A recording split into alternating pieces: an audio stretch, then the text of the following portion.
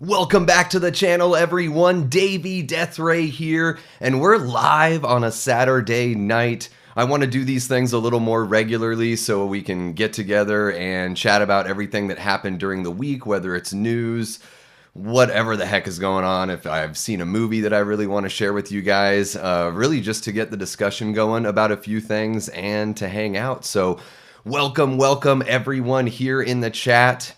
I see Mitch the Ripper here. He's already asking whose face we should use for a Michael Myers mask.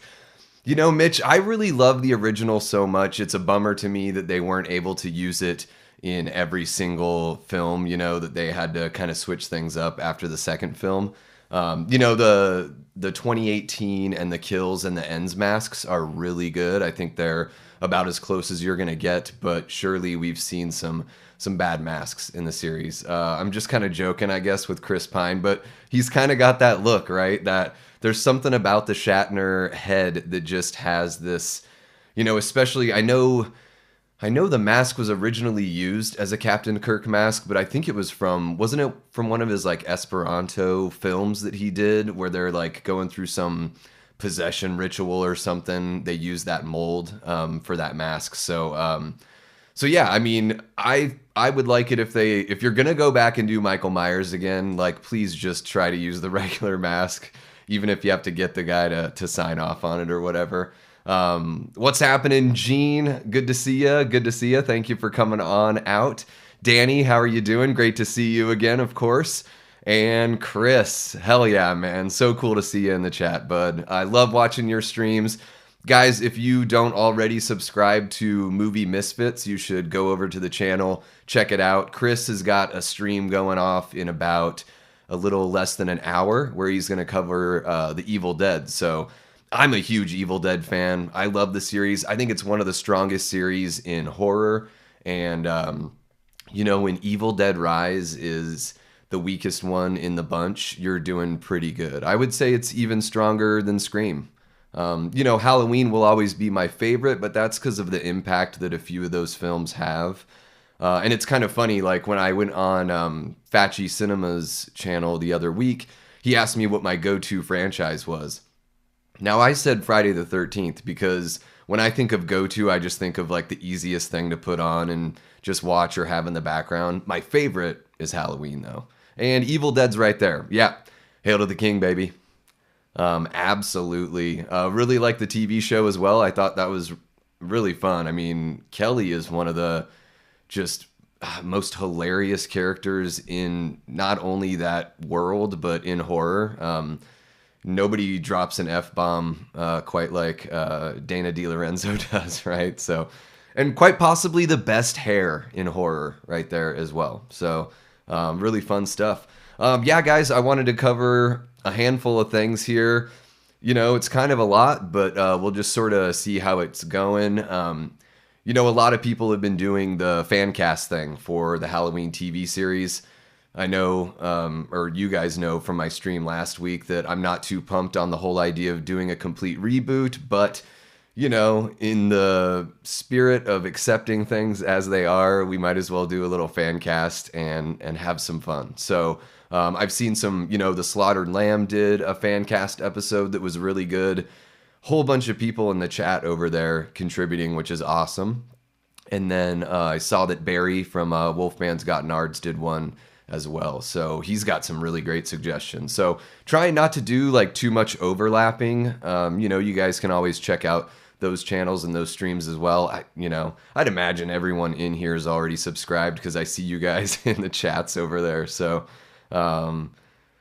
okay. So Mitch says a Bruce Campbell mold for a Halloween reboot would, no, never mind. Yeah, it would be right. He's got too much character to his face.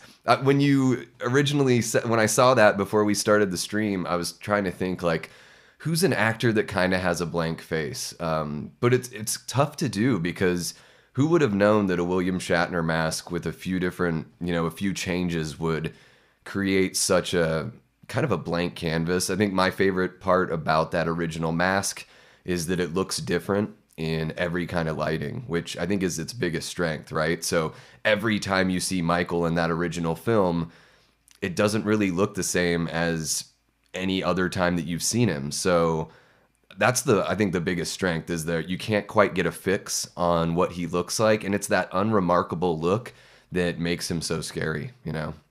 It's the total opposite of like a clown outfit or a clown makeup, or you know, they were gonna do a clown mask there. Hey, what's up, Darren? Welcome to the stream, bud. Great to see you in here as always.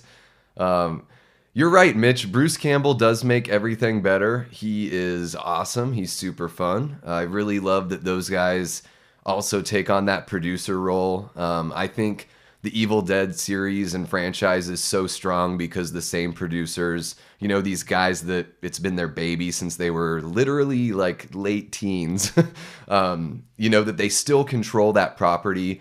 I think that's, you know, one of the most important things, and one of the reasons why we see so much inconsistency in other horror franchises, right? Like the rights switch hands, or they end up going over to somebody that didn't create it, didn't see it through from inception. You know, A Nightmare on Elm Street has that issue. Halloween clearly has that issue. I think Malik is doing a better job than his dad did for the most part. You know, aside from the first film, of course. Yeah, Darren, it's late out there, huh? Really appreciate you, man. I guess that's one of the benefits of going on on a Saturday, right? Is the folks across the pond can check us out as well. Great to see all the good names are taken podcast. Is that Blake there? I guess I'm just assuming. Gene, you've never seen any of the Evil Dead movies. Well, it's different, you know?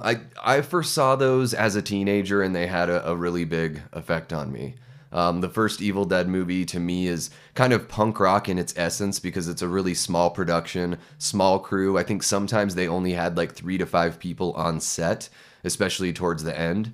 And it's really ambitious. I think that's my favorite thing about, you know, where Sam Raimi and Bruce Campbell and Rob Tappert come from, is they come from, you know, just being ambitious, doing everything you can do, and everything that you envision, just finding a way to get it done. The effects don't completely blow you out of the water the entire time, but I don't know. I guess there's something about the punk rocker in me that I really like when people give it their best, kind of do it themselves. And another fun thing about the Evil Dead is the first 3 movies, like each one is kind of a different genre. The first one is straight up horror. The second one is like Three Stooges meets horror, and then the third one is, you know, very light on the horror, tons of blood, but way more heavy on the comedy. So you get this really nice spectrum with the Evil Dead. It never gets too boring. It doesn't seem like they've jumped the shark or put out a bad entry yet. So always looking forward to a new Evil Dead film, that's for sure.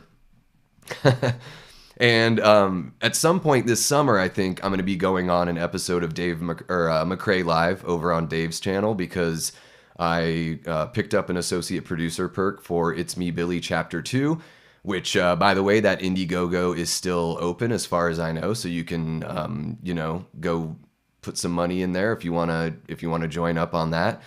So one of the perks that I got from becoming an associate producer is going on an episode of McCrae Live. And we're going to talk Evil Dead because Dave told me that he's kind of a lukewarm fan and he needs somebody that's a big fan to kind of bring him over. So I'm going to see what I can do. You know, with Dave, he's so quick, he's so sharp. I won't be able to pull any quick ones on him, so I'm going to have to come prepared and do my homework. And I'm hoping that what I'd like to do is put together a bunch of reviews for the channel, kind of have them ready to go or already out by the time that episode airs. So maybe some people that haven't found the channel at that point can come on over and see what we're doing.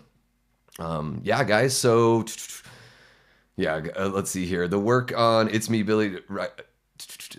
The work on It's Me Billy is right up there with Never Hike Alone. It is, Mitch. You're right. And I think the second chapter is looking even better, just like Never Hike Alone 2 looks better than the original. So yeah, you know, I say it all the time here on the channel, but we're in this new era of like fan filmmaking where, you know, it's starting to look just as good as a Hollywood production.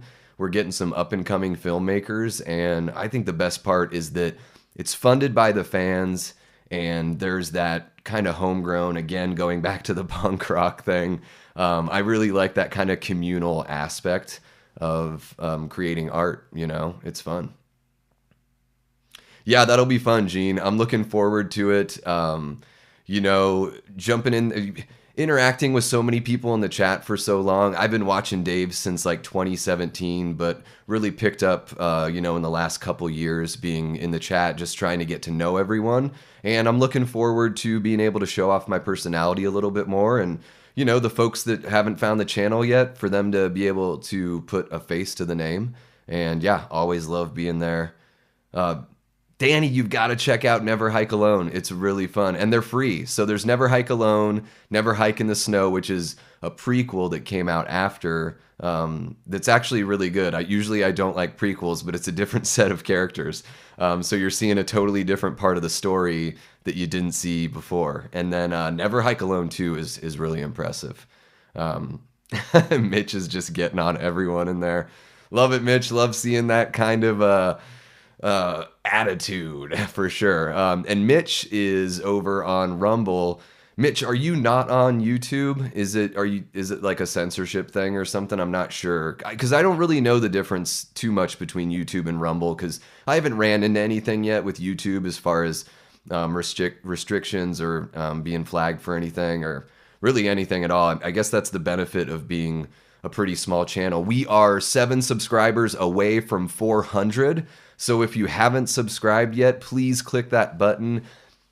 You know, if there's somebody that you really have connected with on social media, or you know them in real life and you know that they would like horror, send them on over. Not only do we do like movie reviews and cover horror topics here, I also do interviews, and we have the Physical Media Show-Off show where, you know, we take a look at like some comics, some vinyl records, just kind of celebrate physical media. And, you know, it's sort of like when I was a kid, I loved having friends come over after school. I'm sure everyone's kind of the same way. And it's fun to like show off a new video game or a new CD or something like that to a buddy. So I like that Physical Media Show-Off show to just kind of hang out with you guys. And it's a chance to show off my personality and some of my possessions, because we all love our possessions, don't we?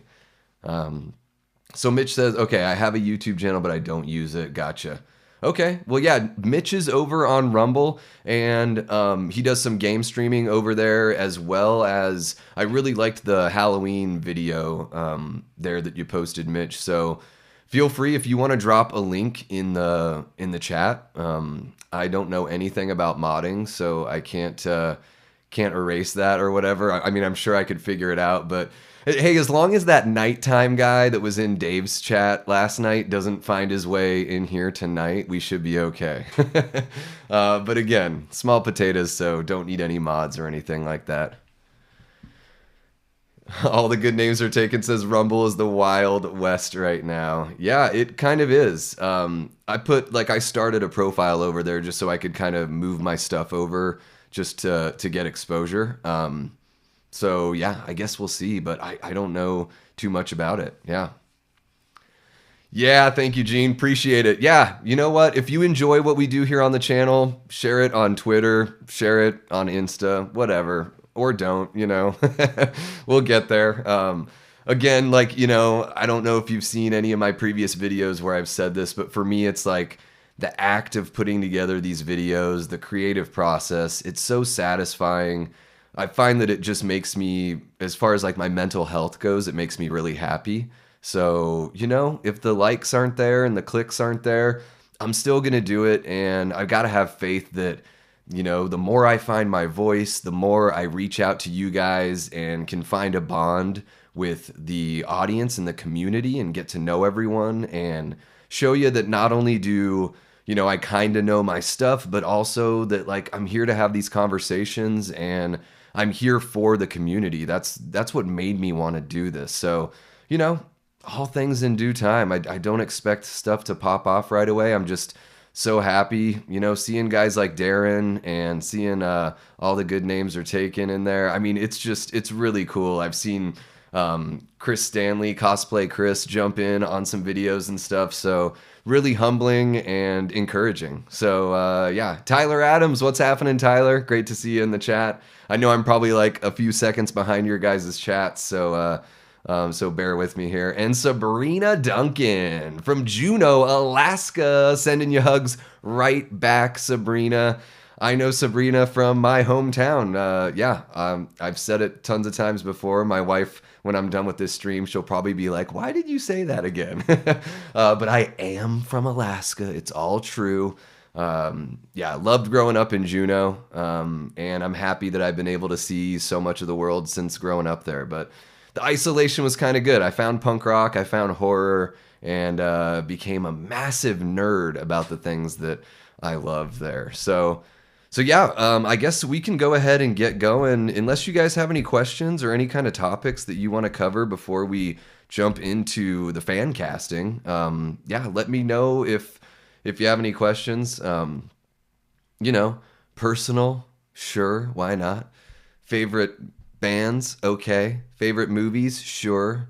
We can talk food. We don't need to get into politics too much, although that might happen when we talk about Scream. I guess we'll see. But yeah, speaking of Dave's stream, you know, that I brought up earlier, he had one last night where it was kind of celebrating the 40th anniversary of Friday the 13th, the final chapter, which is an excellent, not only slasher film, but it is probably, you know, a lot of people's favorite in the Friday the 13th series. I would say it's like my second favorite.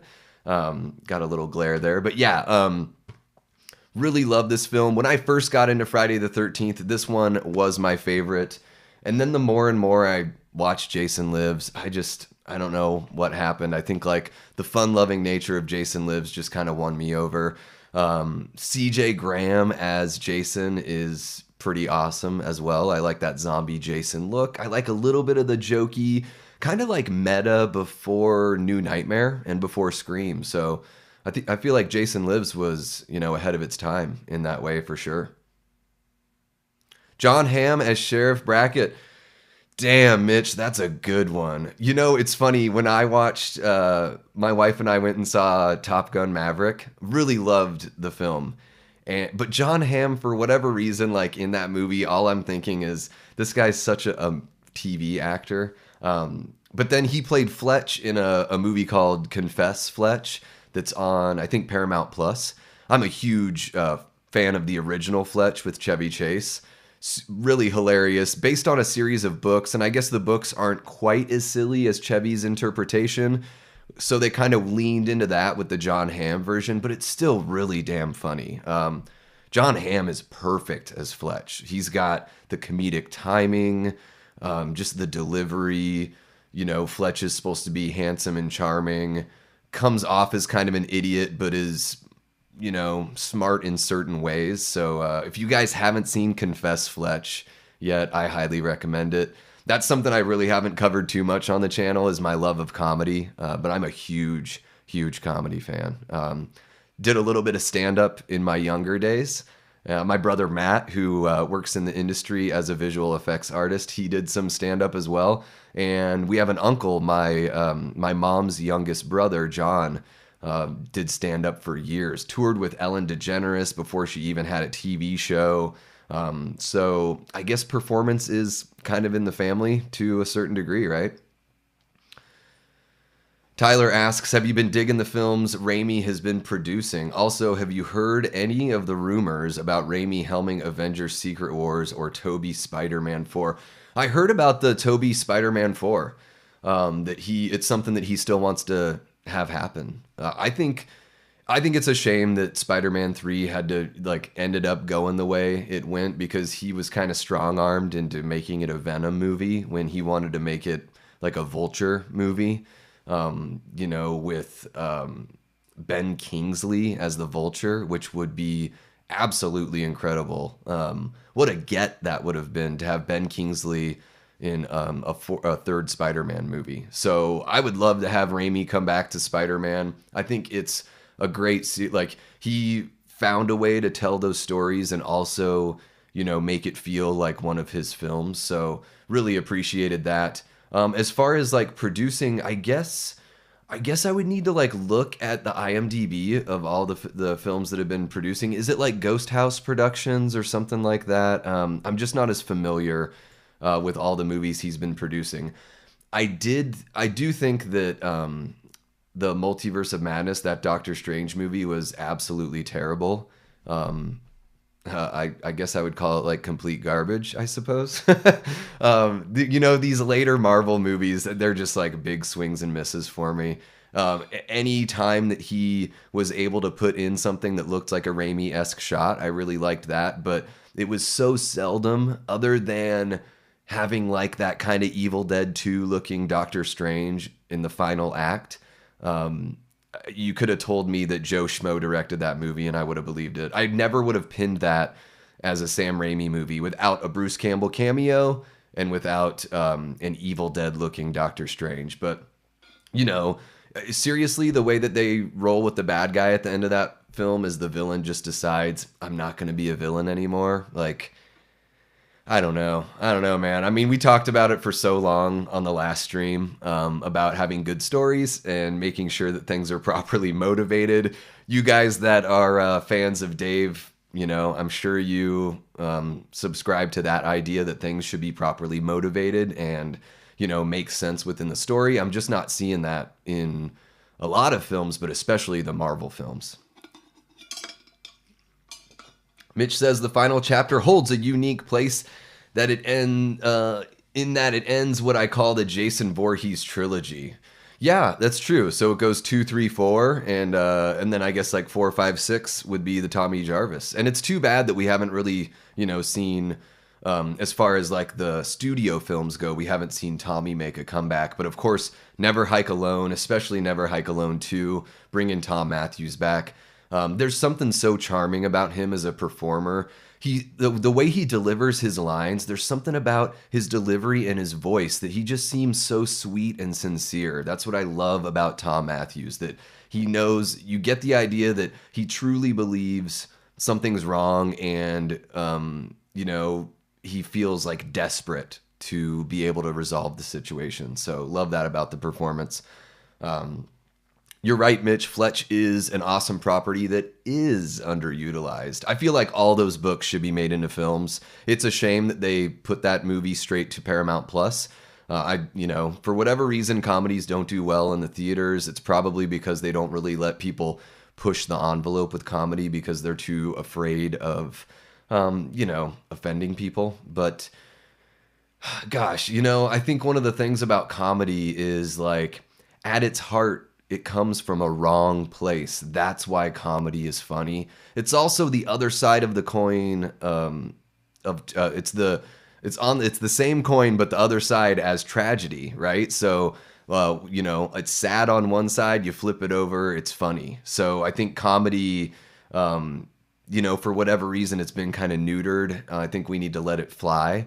Usually when things get like really conservative as far as political correctness goes, like we had that in the 90s, there's kind of like stuff whips back, everything got like proper during like the Clinton era or whatever. And then it felt like in the late 90s, with artists like Eminem and stuff like that, the political incorrectness came back pretty hardcore. Darren says Spider-Man 4 had John Malkovich as John Malkovich. Okay, for some reason I thought it was Ben Kingsley. Both of them would be great. Yeah, it is a shame. I mean, I liked Keaton as the Vulture, like doing like a Neo kind of Vulture where he's got the mech suit, it was fine. But I would love to see like a true, real to the comic book original interpretation of the Vulture would be pretty awesome for sure. Yeah, Gene, favorite Jason look? It's so tough, man. Richard Brooker, Ted White, CJ Graham. Like, I love the way those all look. But maybe part 7. Really love the chain around the neck. The broken mask because of the boat motor from Jason Lives and the exposed spine on the back. it really is too bad that John Carl Buechler, had that movie, had Part 7, cut to shreds in the as far as the censorship goes, because I think it would have stood pretty high in the overall rankings. And I tell you what, I would enjoy watching that movie a lot more because it just seems like you're kind of watching it on television. Other than like some nudity and some language, it just feels like it's been cut for TV. So it's really too bad. But as a kid, when I first saw those movies like on the USA Network as a child, I loved that look of Jason. It just looked so dirty and real. John Malkovich as Dr. Loomis. All right, Mitch is getting right into it. Mud Nelson is in the chat. Welcome to the chat, Mud. Watching an 80s hidden gem Graduation Day right now. So bad it's good. Mud, I've never seen Graduation Day. Is there a spot where, is there a streaming service where I can watch it for free? Or do I gots to pay? Let me know. And is this your first time in the chat? Your name looks familiar. I'm not sure if I've seen you in another chat, but welcome. And thank you guys so much. I don't know if I thanked everybody for tuning in. I want to be better about that, just about showing that appreciation. It would be excruciating if I was just sitting here talking to my Logitech camera without having people in the chat room. So, yeah, excellent. Sabrina says it's sad when it happens to you. It's comedy when it happens to someone else. Yeah, there's kind of like that, the Germans call it, I probably mispronounce it, but Schadenfreude, where it's like, other people's misery is something that you kind of find delight in or find humor in. Mud says comedy is coming back around slowly. Yeah, I think you're right. The pendulum just has to swing. Enough people like us have to say that we're ready for it. And, ultimately what we have to do is the next time something funny comes out in the theater and it's recommended by people we trust, we got to go give it a shot, right? Not everything needs to be seen in the theater, but unfortunately, the way that the suits and the people in the boardrooms make decisions, they're going to be based off those dollar figures. That was a big part of what we talked about last week as far as, why they're not going to go with the anthology route for the Halloween series. The reason why they're going back to Michael is because it's like guaranteed money, So it may seem cynical, but it's called show business for a reason. So the business side of it, has to make sense. Mitch says it's a three-sided coin: tragedy, civility, and comedy. Is civility just a mask though, Mitch? Who knows? Okay, so Mud, it's not streaming anywhere. Found me on Fatchy's channel the other week. Awesome, man. That's so perfect. It's so awesome that Matt does that he brings people on, especially, somebody like me. I looked at that interview that he did and, not a ton of views or anything. So it's really cool that he still reaches out and brings people on his channel. I like to think of myself as an up-and-comer. Whether or not that's true, who the heck knows? But we'll just keep on rolling here and, just being part of that community, supporting each other. And I'd love to have Matt on for something sometime soon. Maybe, watch a cheesy movie and do a commentary for it or something like that. I did say it correctly. Thank you, Mitch. Robert the Wolfman. Ow, ow, ow! There he is. All right. All the way over from the Horror Show channel in the East Valley of Phoenix. So yeah, guys, maybe some of you found me from being on the Horror Show channel. They're about 45 minutes east of where I live. So we're on either side of Phoenix. So if you've never been to Phoenix, it's a massive, flat, spread out city. So you can be in Maricopa County and seriously drive for like an hour on the freeway and still be in that same county. So it's big urban sprawl. So love hanging out with those guys over there. Cecil and Robert and Fuego, all those guys have been so supportive and so awesome. When you're starting out and you're wondering like how it's all going to go and somebody asks you to be part of something that they've already established, it's really humbling and very encouraging. So, and Robert makes some damn good food. Like when we have a Horror Show hangout, You know, they did the 10th anniversary just about a month ago or so. And so there's like 10 or 12 people over at Cecil's house, and Robert's cooking up shish kebabs and stuff, and good shit, man. Really, really great people to hang out. If you're not subscribed to them, what the hell are you doing here? How did you find me if you're not already subscribed to their channel? And go vote for Dylan's new nightmare. I think it's ihorror.com is doing an awards. I don't know if it's that they're going to do like a ceremony or something like that. I would imagine they're going to stream something, but Dylan's new nightmare is up for best short film. So go give it a watch if you haven't seen it yet. It's excellent. Dave McRae plays Freddy Krueger. He kills it in the role. The gore is great. The set design, production value is super high. Vin from Never Hike Alone 2 helped out with the, the production as far as kind of, I don't know, Robert, maybe you can correct me if I'm wrong here, but it seems like, Vin's role was sort of to come in and kind of be like a coach or like general manager, just from all the experience he had sort of overseeing the productions through Womp Stomp. So, and Cecil, man, really great direction, like beautifully shot, looks great. So, yeah. And Mud, I've got to get more active over there on Letterboxd. I should write some more reviews and stuff. It's one of those things that I know I have the icon there, but I definitely need to be a little more active there for sure. All right. Gene, you hope they take their time with the Halloween TV series. Yeah. I'm kind of with you there on that one. What I think they'll do, Gene, is I wouldn't be surprised if like in 2027 maybe we get that series, so like a year before the 50th anniversary of Halloween. So what I would imagine is maybe that year leading up to the 50th anniversary we'll get a TV show, and then they'll plan on releasing a film probably right around that 50th anniversary, maybe a little bit after. And yeah, Robert, I miss you guys too. So I just connected with Cecil last night. I went out and saw the Descendants show. So the Descendants played in Tempe. They played with the Adolescents and the Circle Jerks. I don't know if you guys are punk rock fans, but the Descendants started in 1979. God, their singer, started going to college in 82. They put out Milo Goes to College. He ended up getting his doctorate and leaving the band in like 86 or 87, but then getting back together with them about 10 years later.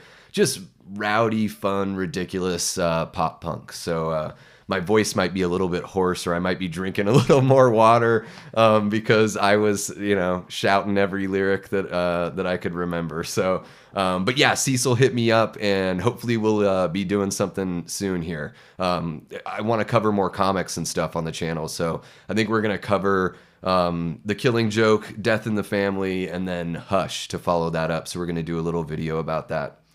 So Vin was assistant director, helped with the set decoration too, as well as so much behind the scenes. Okay, yeah. So he was kind of like that coaching role. That's awesome. Yeah.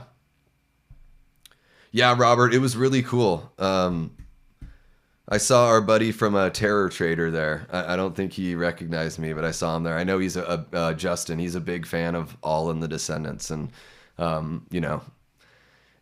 friend in punk rock is a friend indeed, right?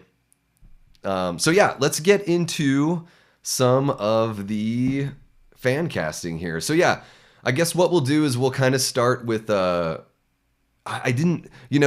Lamb, they kind of hit like every little role. I just was like, let's think of like, 4 or 5 of the meatier roles if they're really going to take it back to 78 and see what we think here. So let me know in the chat what you think of these. And yeah.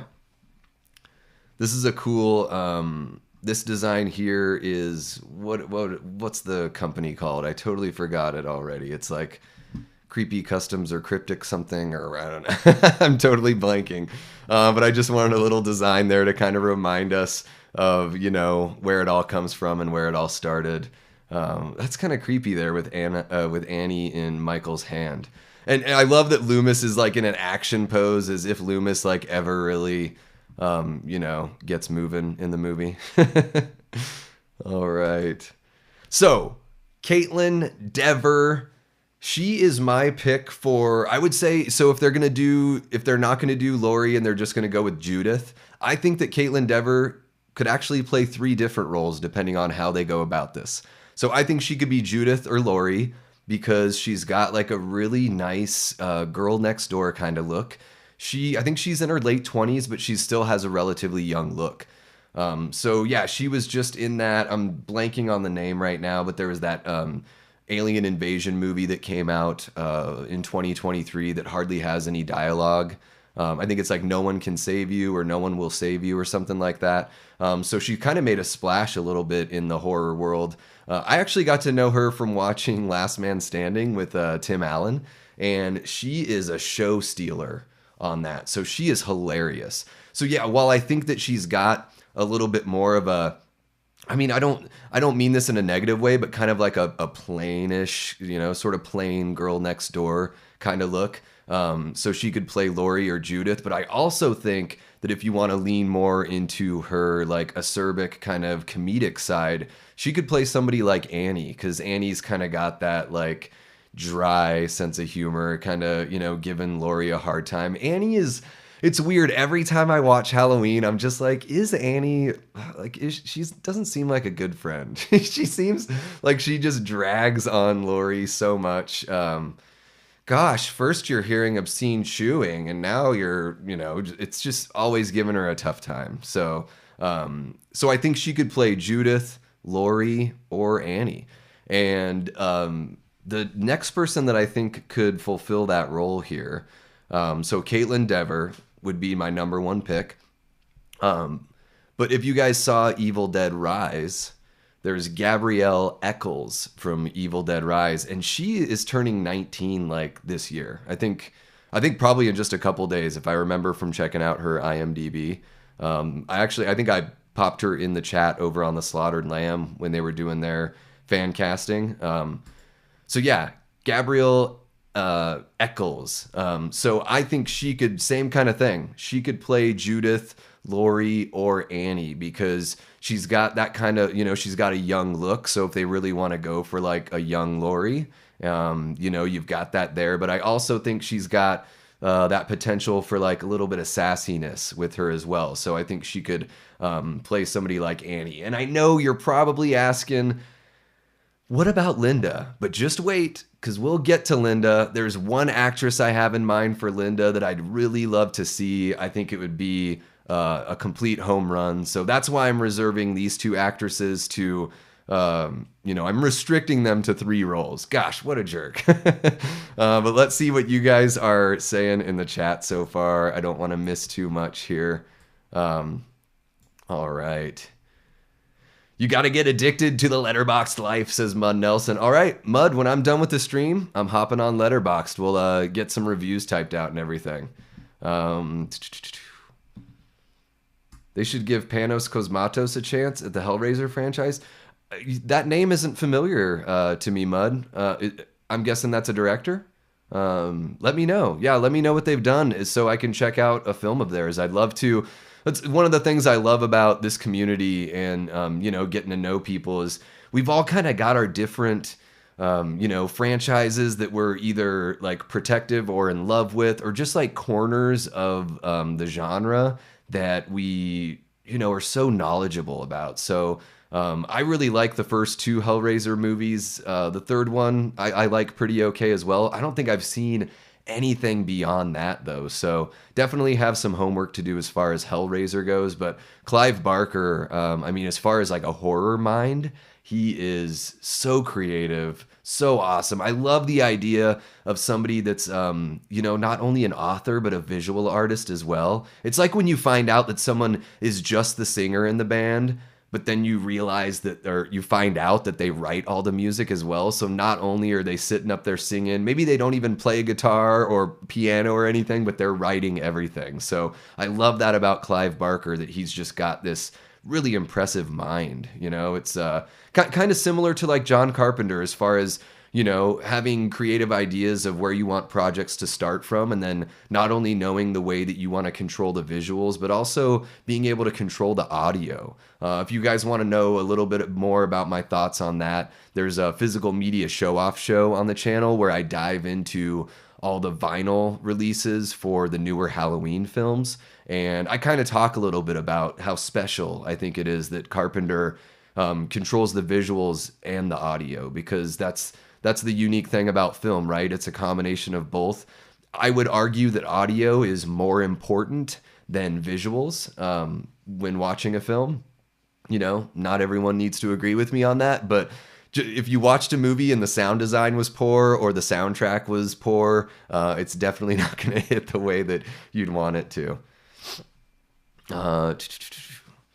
Panos Cosmatos. So yeah, is it an actor, actress? I don't even know.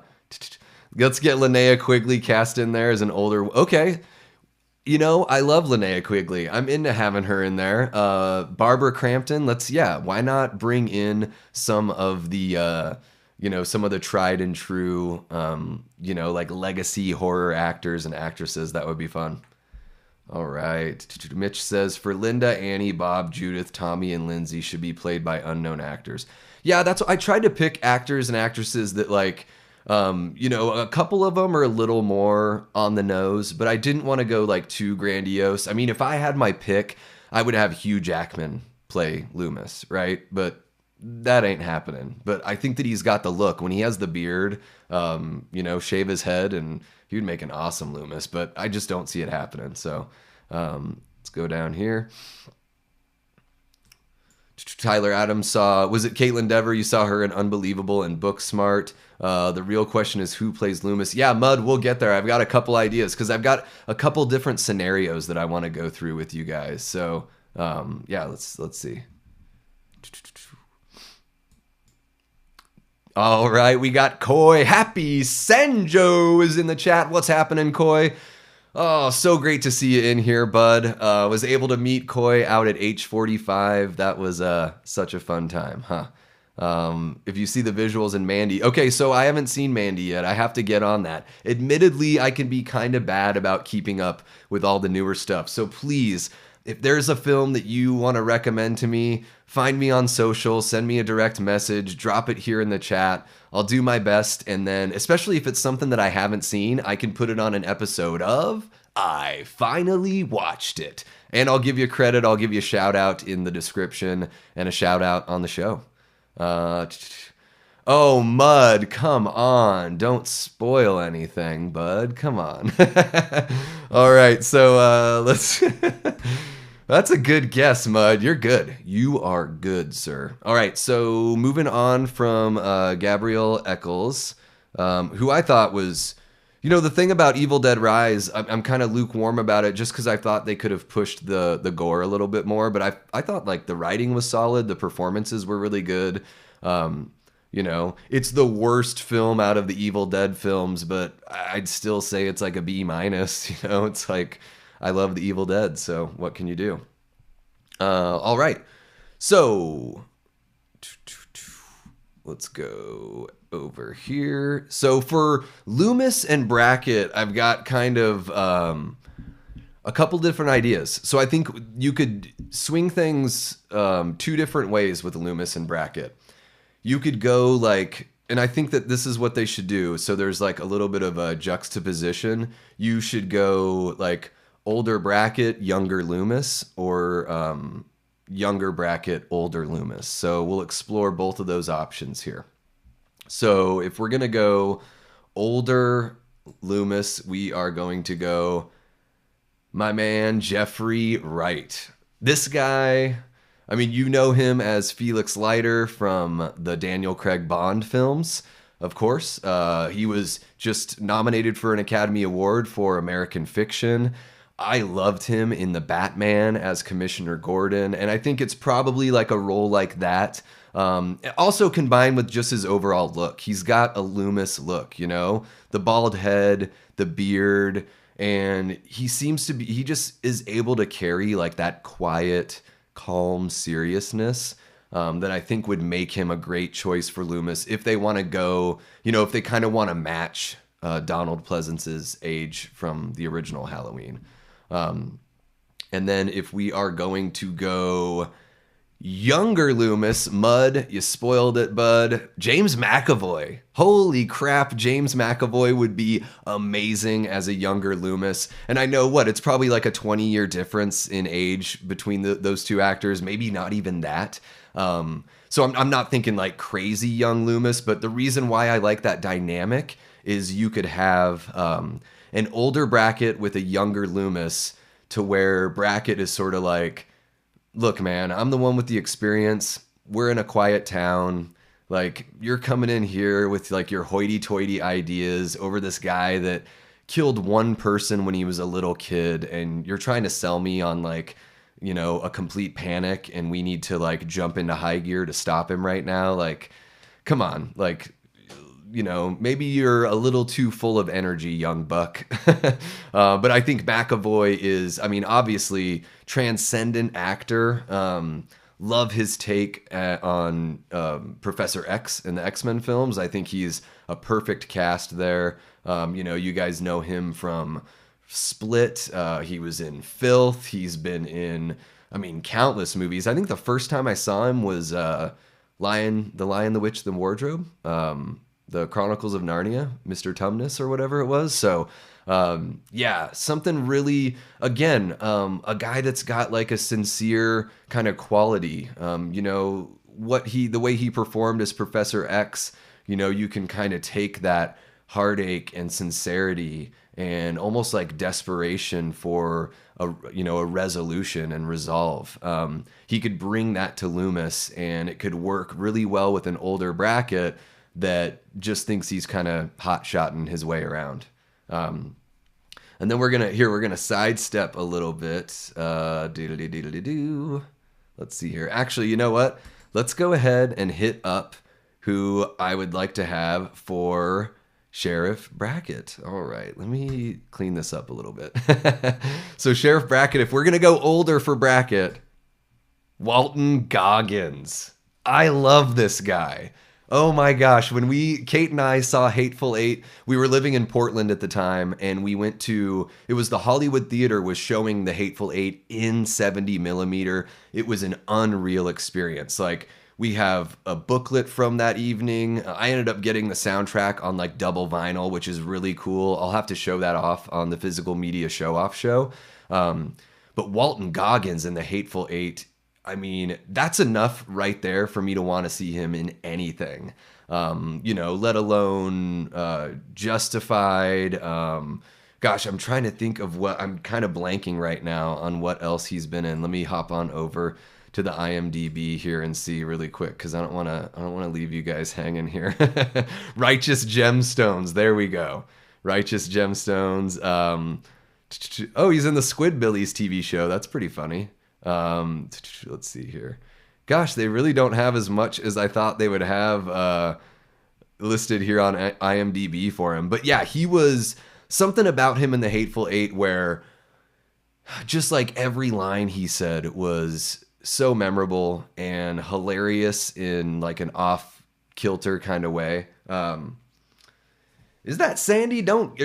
Well, chop my legs off and call me Shorty. Is that Sandy don't give a damn Smithers? I might have messed up that line a little bit, but that, amazing delivery there. I think he would be great as an older Brackett. Imagine him and McAvoy and him just being like, what's the line that Cypher says in the original? He's like, Doctor, I'm getting to that point where I'm not going to take orders from you or whatever, You could see him getting grumpy with a James McAvoy Loomis for sure. So, Mud, are you happy with that? Let's check back in with the chat and see what everyone's saying here. See how everyone's feeling about that. All right. James, okay. Just got to catch up. Peter Sarsgaard says, Tyler. Hey, Tyler, not bad. Not bad. I could totally see that.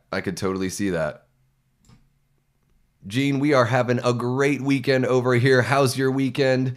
Where are you at, Gene? Are you where are you at in the country or in the world? Let me know where you guys are all chatting from. I know Mitch and Danny are out in Michigan, so just let me know where you guys are tuning in from. I'm curious to know.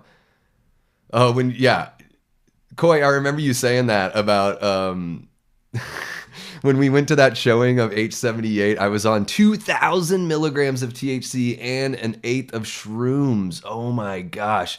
I was pretty hammered, Koi, just, drinking beer and stuff. So I was doing like a little bit of Mystery Science Theater there because I just figured like everyone in the theater had seen the movie so much that we could kind of have fun.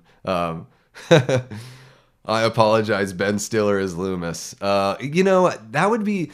I think Ben might be a bit too famous. I don't know. Maybe Ben Stiller could work. I think that maybe you could. Yeah. Koi says I sat behind you during the movie and tripped hard the entire time. Robert the Wolfman wants Clancy Brown for Loomis. Okay, Clancy Brown. That's a good pick. He was he's one of the prison guards in the Shawshank Redemption, right? He's like that character actor. He's got that really interesting face. Yeah, good choice. Good choice, Robert. I like that.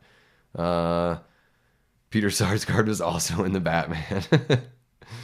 They could spruce McAvoy up to look older. Yeah, I mean, I think it would be he's in his mid to late 40s. So I think like he's old enough, right? It's like shave his head. I even saw like there was a picture when I was looking for pictures of McAvoy where I don't know if it was for a movie, but he was looking a little heavier. So I think maybe you just like have him gain like 15 pounds or something and he just, would look a little bit older just from that. Yeah. He has the chops. Yeah. Oh, he could totally hit like the manic Halloween 4 kind of energy, yeah. Not quite the drunk Loomis in Halloween 5 energy.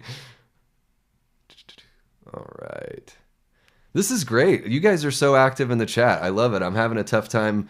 Yeah, I'm like at the point where I'm like, do I keep up with the chat or do I just keep going? Goggins usually plays a character you love to hate. It would be fun to see him switch gears. Yeah. Yeah, I agree. In the Hateful Eight, the whole thing is like all those characters are bad people, right? Like, but there is something that the fact that that, I think that like I find great joy in watching that movie. In fact, I think The Hateful Eight is like The Thing meets The Evil Dead, because it takes place mostly in that cabin. It's got the snow from like The Thing, the isolation, the mistrust. And also I think some of the Ennio Morricone music from The Hateful Eight was music that he originally put together for The Thing. I think specifically when they're like laying out the spikes so you can find your way to the outhouse in the snow and there's like that high-pitched buzzing. I think that is one of the tracks from The Thing that wasn't used in the original film. Correct me if I'm wrong. I try to remember as much as I can when I'm in here. All right, let's see what else we got. All right, we've got Fat Cheese Cinema.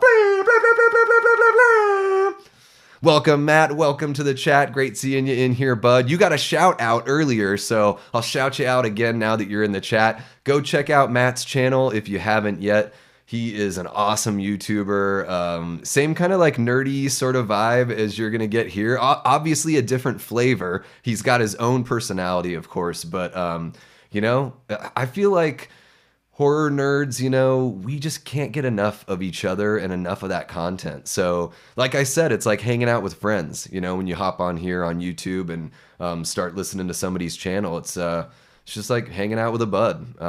And chatting with Matt the other week, it was the first time we ever, like, other than commenting on a few social media posts, we went from like, finding his channel 2 weeks before going live. So boom, 2 weeks later, we're going live and it was like hanging out with an old high school buddy. So always love, whenever I'm able to vibe with somebody like that. So it's really cool.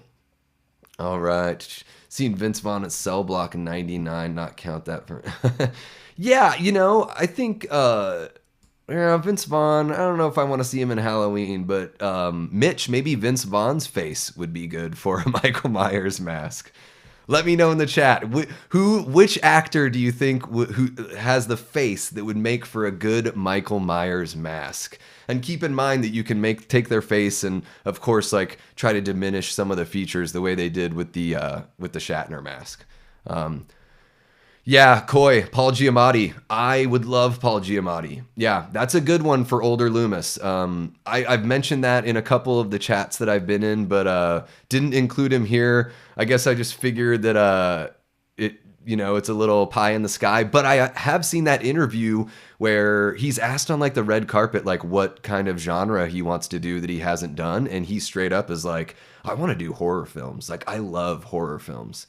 And the guy that's interviewing him is like, horror? Like what? And he's like Texas Chainsaw Massacre.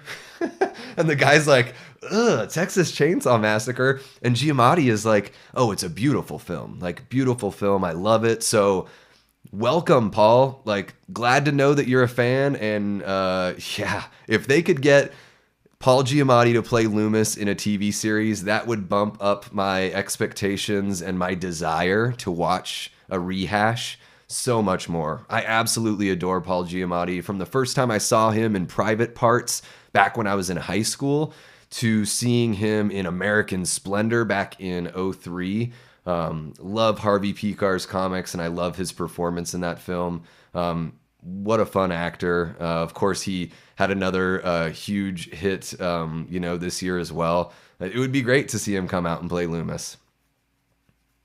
Yeah, Coy, there's a 4-hour version of The Hateful Eight on Netflix. I actually haven't seen that version, and I really want to. I own the film on Blu-ray, but I've never seen like the extended cut. But I'm into those extended cuts. I really liked the Snyder cut, even though it's extremely long, and I feel like sometimes it's like hearing the B-sides on an album, and you're like, oh man, why did they cut these songs out of the album? They're so good, but at some point you have to make it.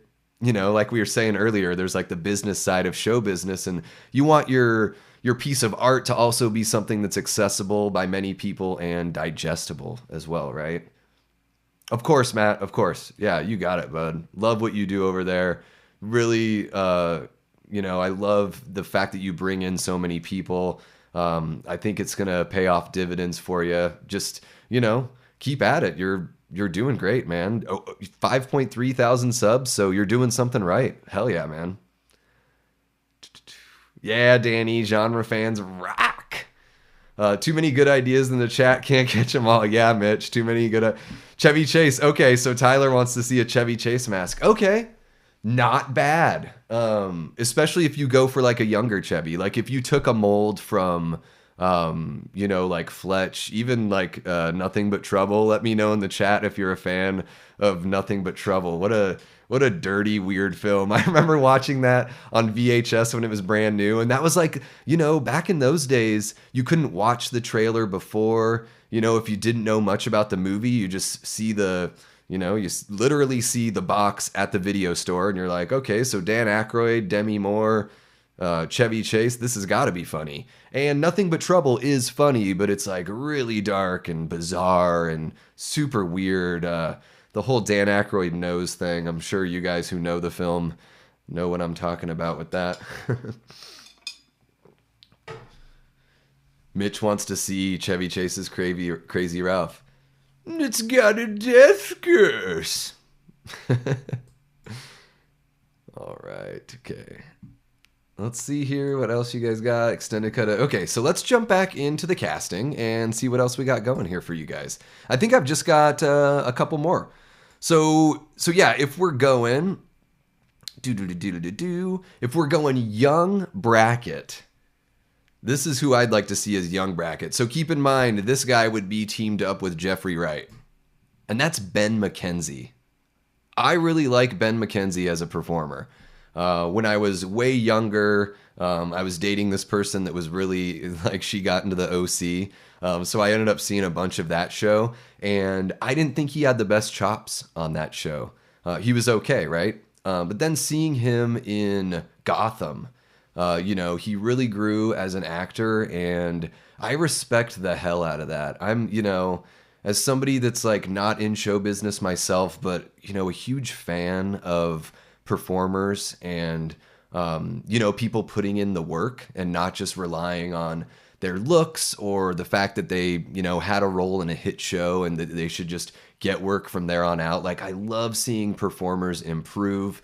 It was one of the things, if you guys watched my video on the Scream news that came out this week, I kind of touched upon how I thought that Melissa Barrera really like stepped up her game in Scream 6.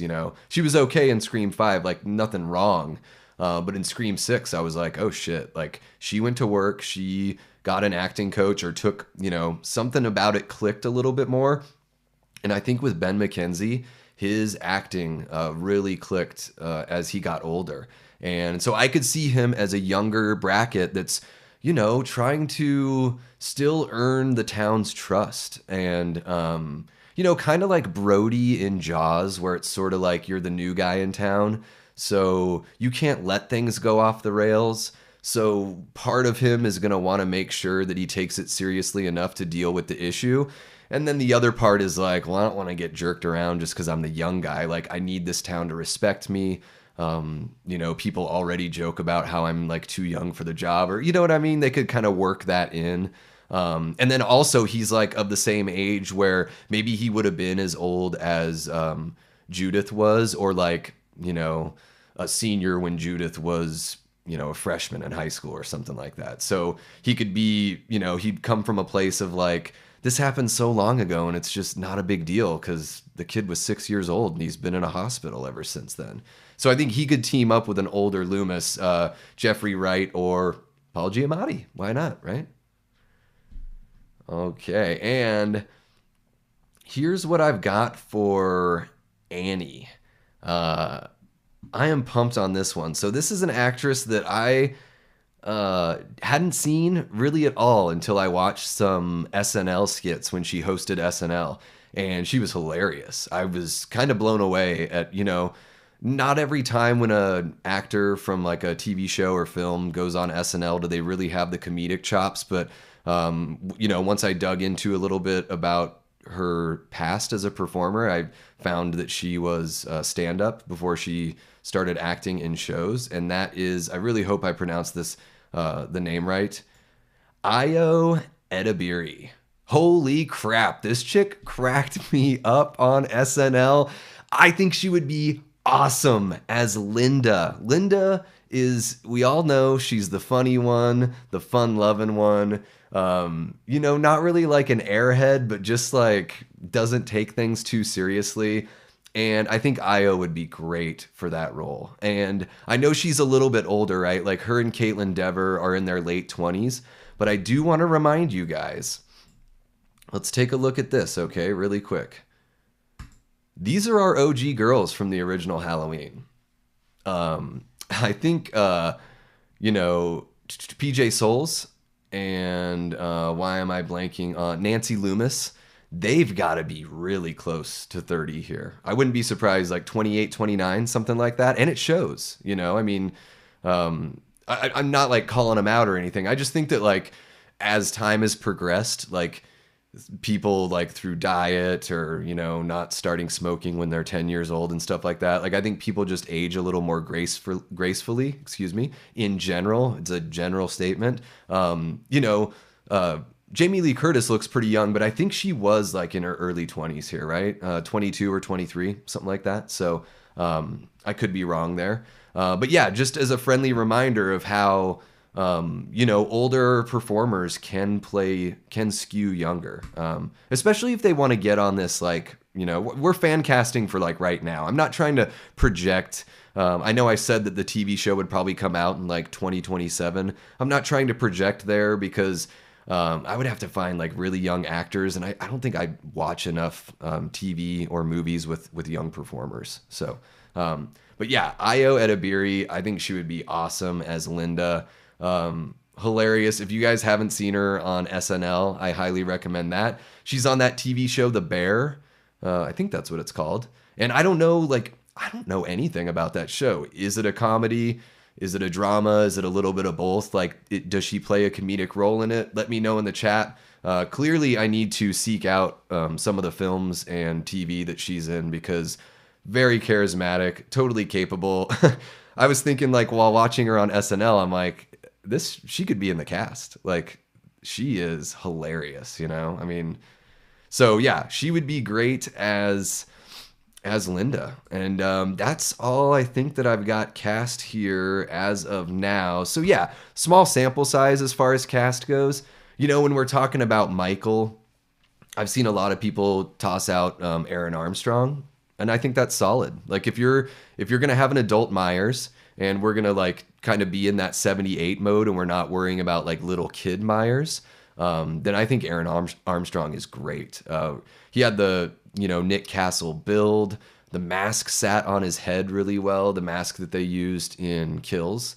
It's no secret that most people's favorite part of Kills, even the people that don't really like Kills that much, really love that flashback scene. And the reason why is because they did such a good job at capturing that Carpenter feel. And hopefully if they do a television show and they're really going to go back there, if they're going to set it in the 70s, hopefully they can capture that feel. But I'm also okay with them setting it in the 90s or the early 2000s or whenever. Like if this is what they're going to do and they're going to rehash Michael, we might as well have them approach, some things that are a little bit different, right? I mean, it can't all be exactly the same. So yeah, let me know in the chat what you guys think, and also let me know your fan castings there.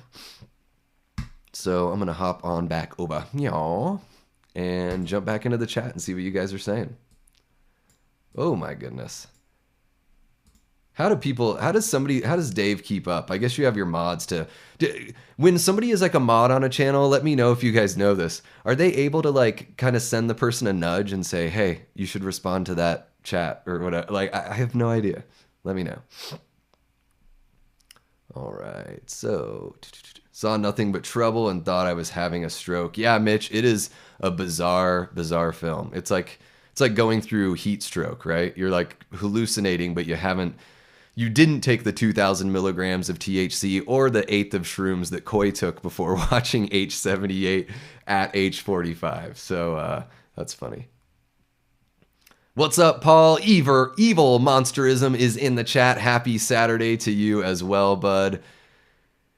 No worries about being late, my man. You can always scroll on back and check it out later, but really appreciate you jumping in. And yeah, we're well after the 6 o'clock hour, so I know Chris Snyder over at Movie Misfits has his Evil Dead stream going on over there, but we're going to keep on rolling here, and because I've only talked about one topic so far. I mean, really, we kind of led with a bunch of, I guess I had my preamble where I just sort of talked about random stuff, but so happy to see, people in the chat. Yeah, Mitch, I hear you on SNL, but I will say this about Saturday Night Live. It's kind of like The Simpsons, where it's like you're always gonna remember the era that you grew up with as like the best era of that show. And I think that's totally fair. Like I do think that, objectively, like 90s SNL was better and that 70s SNL was better. But they do have some really good skits, not all of it is like too politically correct. Especially now that they've got a new guy on there that does a really great Biden and a really great Trump. The same guy does both. His voice is unreal. So they get their digs in at Biden as well. So I'm thankful for that, because it seemed like for a while they just didn't think it was okay. The way that I feel about it is like you should be able to make fun of every person that's in office. That's a big responsibility when you're in office, and with great responsibility comes great potential for being made fun of, right? It's not about like whether or not I agree with the politician. It's like if I agree or I don't agree, I want to see them made fun of, because got to take the piss out of it, right?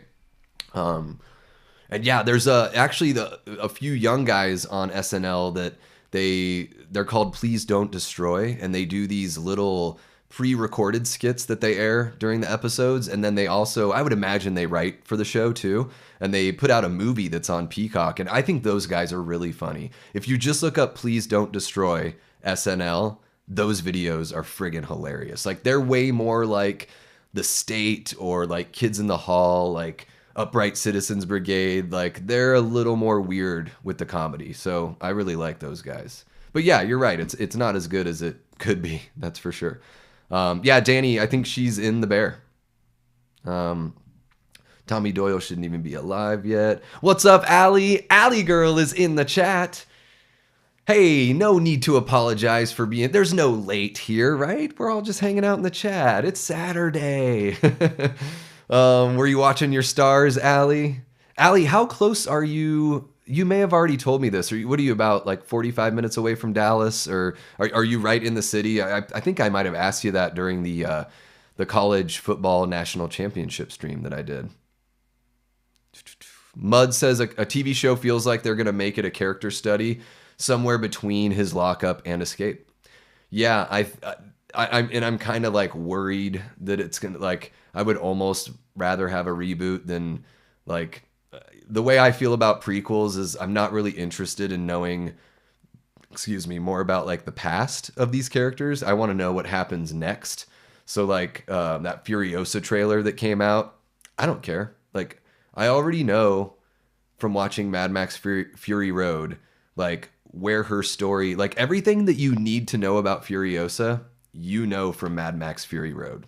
Pure and simple. Like, you don't need to know how she got her arm. You don't need to see her like taken away from, the sort of like paradise area in the desert that she was with all the mothers and all that. Like, I already know that about her. I'm way more interested in knowing, like, is she able to lead her people better than a Morton Joe? Does she run into issues where she realizes this is a lot tougher than I thought it would be? Like, I think that's like kind of an interesting thing to explore. Like, it's not good enough to remove somebody from power that's evil or not doing it the right way, because the work still has to be done. So I think that, like, you sort of find out, like, what do you become when you are given the power? Kind of like an Animal Farm sort of thing, that like the oppressed fight for the right to be, the oppressed fight for the right to oppress, and that just power in and of itself is going to turn you into somebody like a Morton Joe. I'm way more interested in that. So as far as a character study, like, I know what you mean. And Mud, if you watch my stream from last week where we talk about the series, like, at length, at least, about my feelings on it and everything, the reason why I want to do an anthology series is so each season could be a contained story. You can follow up on all the loose ends and dead ends from the franchise. So you could do Halloween 4 Part 2. You could do a follow-up on H2O and bring Josh Hartnett back. And the cool thing about that would be the perfect time to do a character study. Michael would just be the constant, right? You don't change Michael. You don't try to explain Michael or anything like that, because we're still seeing these characters down the line and we're learning a little bit more about them, which I think would be, that would be the way to go for me. And, I think a lot of the fans might feel similarly, although I think I said that in like, Paul, was it a Slaughtered Lamb movie podcast, or was it Dave's thing or something where I put that in there and this guy told me I was being elitist? I don't know if this person knows what the word elitist means, because in no way was I insinuating that every fan wants an anthology, or that you're not a fan if you don't want an anthology. It's not my place to tell you whether or not you're a fan. I just have the feeling that, like, just from the conversations and the chats that I see, that most people, we've already been down the remake road. We had a remake with Rob Zombie, and then even I would say like the David Gordon Green, even though it's not a remake, it goes back to the original. So I feel like when they said creative reset and we're going back to the original, I'm like, well, this is the third time. So we don't need that. Like, we don't need a third launch of Michael Myers, so to speak. But yeah, I'm more interested in those anthology, an anthology series where, each story is contained like that. And maybe just 4 to 6 episodes, right? Like, you don't need to it doesn't need to be a 10 episode, 10 hour thing. It could be half hour, 35-minute episodes, 4 to 6, and you get your story done in like a few hours, So that's the way that I would do that. But yeah, I have the feeling that they may go that way, unfortunately. Yeah, Mud. Shane Gillis did kill SNL. He was great on there. They should bring him back as a cast member for sure. Let's see here. Allie, when I was buds, I don't think you can, but I don't know for sure. Oh, I must have. I guess I. Let's see here. Madonna statue reveal. Oh, damn. Mike Madonna statue reveal. So he's from all the way back in the old North Stars day, huh? He made the transition over there to Dallas with the rest of the team, right? Yeah. Yeah. You're right, Paul. Life is hard enough. The more humor and laughter, the better for sure. Grew up on Kids in the Hall, Tyler says. Oh, Allie, you're 2.5 hours away. Okay, 3 hours. Okay, well, you know what? Sometimes being in the city is not all it's cracked up to be. You know, are you closer to another city in Texas? How big is the spot you're living in?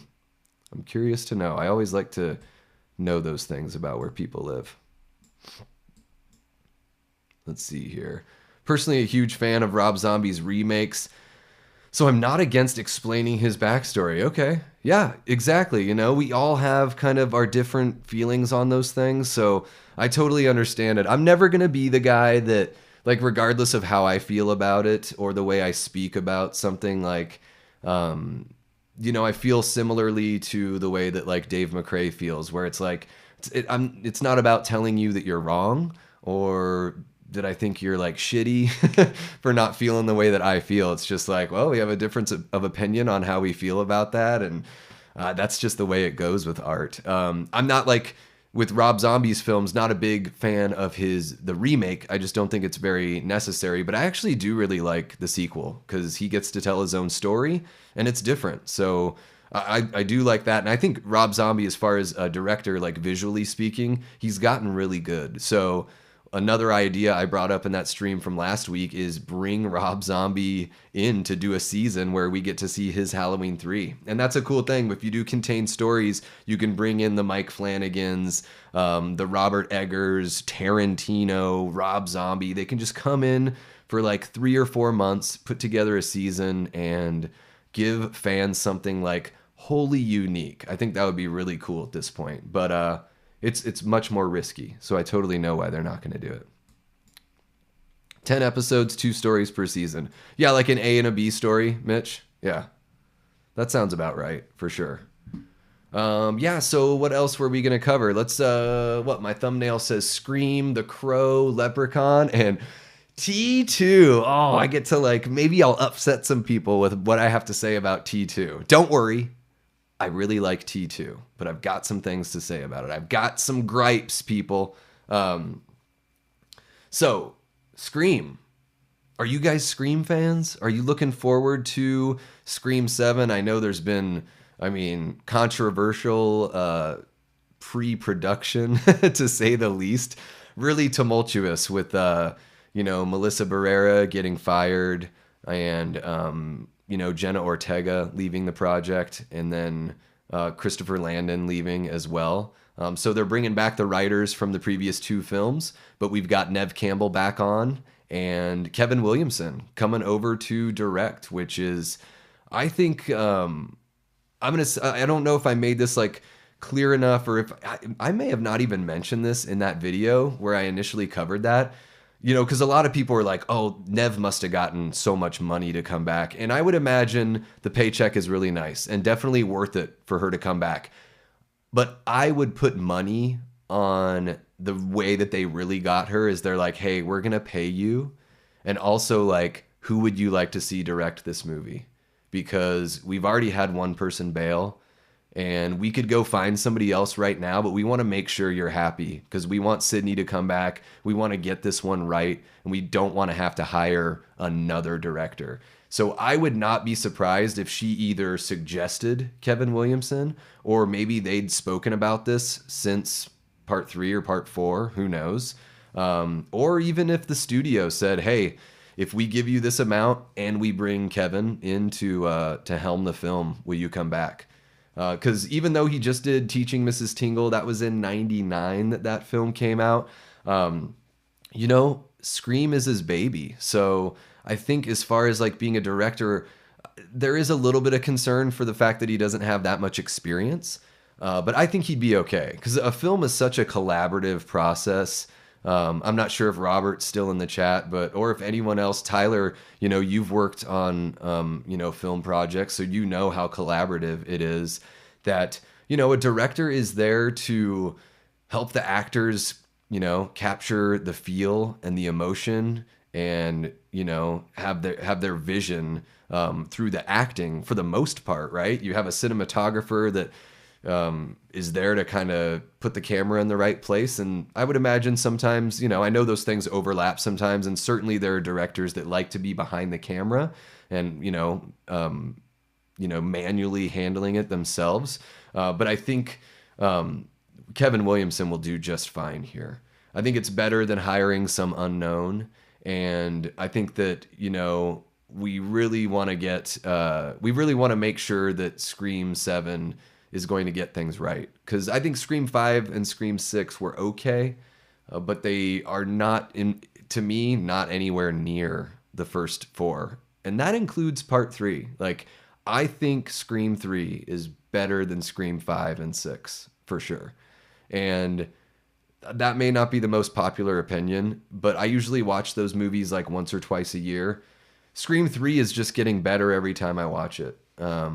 Like the last time I watched it with my wife, I think it finally clicked with Roman, where I was like, oh, this is actually pretty emotional. That there's a moment like when he is dying and he reaches for Sydney's hand and they hold hands and he sort of has this like look of like realization. Like he kind of has an awakening moment right before he passes where he's like, I'm finally having a brother-sister moment and it's coming at the end of my life. A really cool acting choice where it sort of seems like he realizes that he was dead wrong to do what he did. So kind of worked for me a little bit better. Scream 5 and 6, I think they kind of like poked fun at the rest of the franchise. I really didn't like that Scream 5 seemed to take some shots at Scream 4 because I love Scream 4. All right, so let's see what you guys think here. Ooh, Allie's in Texarkana. Yeah, the town that dreaded sundown. And then, isn't it Boggy Creek and Boggy Creek 2, The Legend Continues or whatever? That's Texarkana as well. Interesting. That's awesome. Let's see here. Let's not talk about The Crow, says Mud. Hey, we'll hit on it. We don't need to, we've gotten through like the bulk. Like going through Halloween was like that's where I'm gonna blah blah blah forever. But we'll move like relatively quick on everything else. Mitch says when it comes to Scream, I'm a little on the cold side. The overall story doesn't make sense to me. Yeah, I think as Scream goes on, you're sitting there looking for like the whodunit aspect and trying to guess who the killer is. So it sort of gets tougher and tougher for them to surprise you, right? Allie loves Scream. Glad Kevin Williamson is back. Yeah, I'm pumped that he is back as well. I'm optimistic for sure. It's got to be well written. I hope that he attacks that script with those guys and that he punches it up and that he makes sure that it's up to his level, of quality. So let's see here. Bringing Kevin Williamson to direct put a lot of value back into the film. I agree, Mud. I agree. Yeah, Paul, that was funny. Yeah, the guy that was calling me an elitist. Again, sometimes I don't think people understand what words mean, or they just like to use them until they don't have meaning anymore. Not every director is an actor's director. Gotcha. Some are more like I hired you, do what you do. Yep. Yeah, I guess I've always just thought that should be like something a director should be able to do is like your first job is to communicate to your actors like how to perform in a way that you can capture that performance. But of course, some directors like Soderbergh comes at it from he's like a camera operator guy. And then people like John Carpenter, they like to write the movies. So yeah, they all kind of have the different way they approach that for sure. Danny says, I'm a huge Scream fan. I'm glad Kevin is back. it was his story, and this resume is awesome. Scream 1, 2, 4, Cursed, I Know What You Did. Yeah. Yeah, so I think what is it, Lois Duncan that wrote the book, I Know What You Did Last Summer, but then Kevin Williamson adapted it. He did that TV show, The Following. He wrote the script for The Faculty, which I think is kind of underrated. A really good kind of Invasion of the Body Snatchers sort of film. And it was really creative, you know, in that whole mix of 90s like straight slashers that were whodunits. You know, The Faculty was kind of a cool sci-fi invasion of like a pod people whodunit, which was really cool. Jon Stewart in a, you know, kind of a serious role before he was, gosh, that was like right before he took over the Daily Show. It must have been right around that time, right? And then who else is, there's a whole bunch of people in that movie. Robert Patrick's in that film.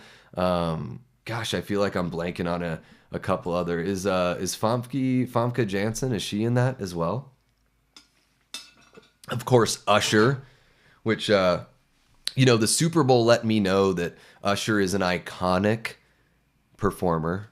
I guess that's a matter of opinion. I don't really agree that he's iconic. I would say he's very successful and popular. But tell me what's iconic about Usher. I have no idea. Like, what's iconic? Like, iconic is like Michael Jackson having the one sparkly glove and being like the greatest dancer on planet Earth. Like, that's iconic. Like, Kiss wearing like the ridiculous makeup and the suits and all that stuff. That's iconic. Like, what is iconic about Usher? Is it having Lil Jon as a producer? I don't know. Anyways, that's not on the thumbnail, so we don't need to talk about it too much. Yeah, Allie, you're right. Kevin does have the TV directing experience for sure. So I think he should be able to translate that well. I'm happy that those two are coming in together. I'm looking forward to it for sure. Mud says, I love Scream 3 with my whole heart. My favorite sequel. That's awesome, man. And yeah, so what do you guys think they're going to do with the plot for 7? Like, let's kind of like postulate here. Do you think they're going to, because Scream 5 kind of mirrors the first Scream. Scream 6 mirrors Scream 2 as far as having, you know, the killer be a parent or, you know, related to the killer from the previous film. So do you think that Scream 7 is going to bring in like a family aspect? Like, did Roman have a kid that's going to be the killer? Are we going to see Sydney's father come back into the mix? Is there another skeleton in Maureen's closet that we're going to find out about? Like, how are they going to tie this all together? Are they going to run with that theme of mirroring Scream 3 in that way? I'm curious. Like, I kind of want to know. I mean, obviously I want to know, but I don't want everything spoiled. You know, they could go like the super meta route where it's like the actors are playing themselves. And there's like a killer, a ghost face in the real world that's going after the performers from Scream. I know, Mitch, you're not going to like that idea because you want them to take it seriously. And I totally get that too. You can go that route where you kind of back off the pop music and all that stuff, because the pop music and all that was something of its time, like in the mid 90s. And especially something that Wes always seemed to like to do is, you know, make things modern and just modern within the time frame that you're making the film. So certain things don't always age well. Like, you know, you watch the old Scream movies and there's like a Creed song in the soundtrack or something. You know, it's just like, it can kind of throw you off a little bit. But hey, they had to sell some CDs, man. It's not just about the box office. But yeah, I'm curious to know how they're going to take Scream 7. You know, like I said in my Scream news video, I really like the idea that Dave has, you know, peddled on his channel. Dave McCrae, of course. When I say Dave, you can just assume I'm talking about Dave McCrae. That idea of having it kind of be like a two-parter, and Ghostface, you know, gets away. Like, the first part ends and the killer or killers, like, we don't know who they are. They kind of win the first round. And then imagine all the fun chats we could have and the discussions we could have here on YouTube and just with each other in person, where we could speculate and theorize about what we think is going to happen in that part 2. I also think that would be a great way to, you know, you don't have to worry about handling that third act. I think that's like where Scream 5 and 6 really stumbled for me. The killer reveals were dreadful. Like, so bad, the killer reveals in both of those movies. And again, it's just my opinion, but I think they're really terrible. Especially Scream 6. The whole like last 20 minutes of Scream 6, I just sat there thinking, I can't believe they did this to us. And I'm not even thinking about the movie anymore. I'm thinking about how ridiculous this is. Like, this is so dumb. Which is a shame because I felt like the rest of the movie really delivered. So yeah, curious to know how they're going to take that for sure. And yeah, guys, let me know in the chat what you think. Let's see here. Faculty has a great cast. It sure does, Tyler. Pretty awesome heavy hitters there. Mud says they fumbled the bag with the Giallo fans in Scream 6, sporting one of the Argento's worst films on his shirt. Which one is that? Because I think I've only seen Scream 6 once. So which Argento shirt was worn? I remember Usher from the All That days. That is Tyler. I didn't know he was on All That. Was he a cast member or did he like do music on there? He's in She's All That. Is that what you're talking about? She's All That? 'Cause I love She's All That because Paul Walker is like, rest in peace. Paul Walker is such an awesome dick in that movie. Like, pinnacle. I love those like teen movie over the top assholes. Just something, you know, when they're just sort of like chewing the scenery like that. He's just glorious as a dick in that movie. And Rachel Lee Cook, I mean, she's got my heart forever. Josie and the Pussycats is unreal. She's so cute and She's All That. Freddie Prinze is actually pretty charming in that movie, and that's not always the case, I think, with his performances. You know, so that's cool. Oh, Gene, I must have missed you. I'm so sorry. Sometimes I get so busy blah blah blahing that I miss a couple of the chats. So, you know, we got to build up those subs so I can have some mods in here and people can nudge me and make sure that I'm not missing anyone for sure. He's not iconic, but I think he has some good songs.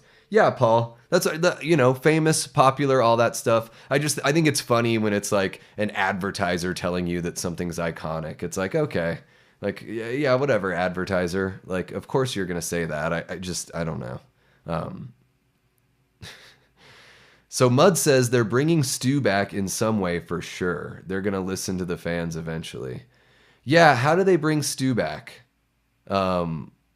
Because he was like, he already, you know, he says he's feeling woozy from Billy's stabbing. So it sounds like the stabbings alone may have killed Stu just from the blood loss. And then, sorry guys, my nose keeps on itching. And then the television getting dropped on the head. That's just like the coup de grace. It's like you're already like being stabbed in the abdomen, like in this area of your body is one of the most dangerous things that could happen to you. It's something that like movies always get wrong. Like being shot or stabbed in the stomach is really rough stuff. And you know, I would be surprised if Stu's still alive. But maybe there's some way that they tie it to, you know, I think originally, was it Scream 4 or Scream 3, where they originally wanted to do that like cult of Stu thing. And I think that's what Kevin Williamson did in that the show called The Following, where it's sort of like, you know, people are inspired by a killer to go on.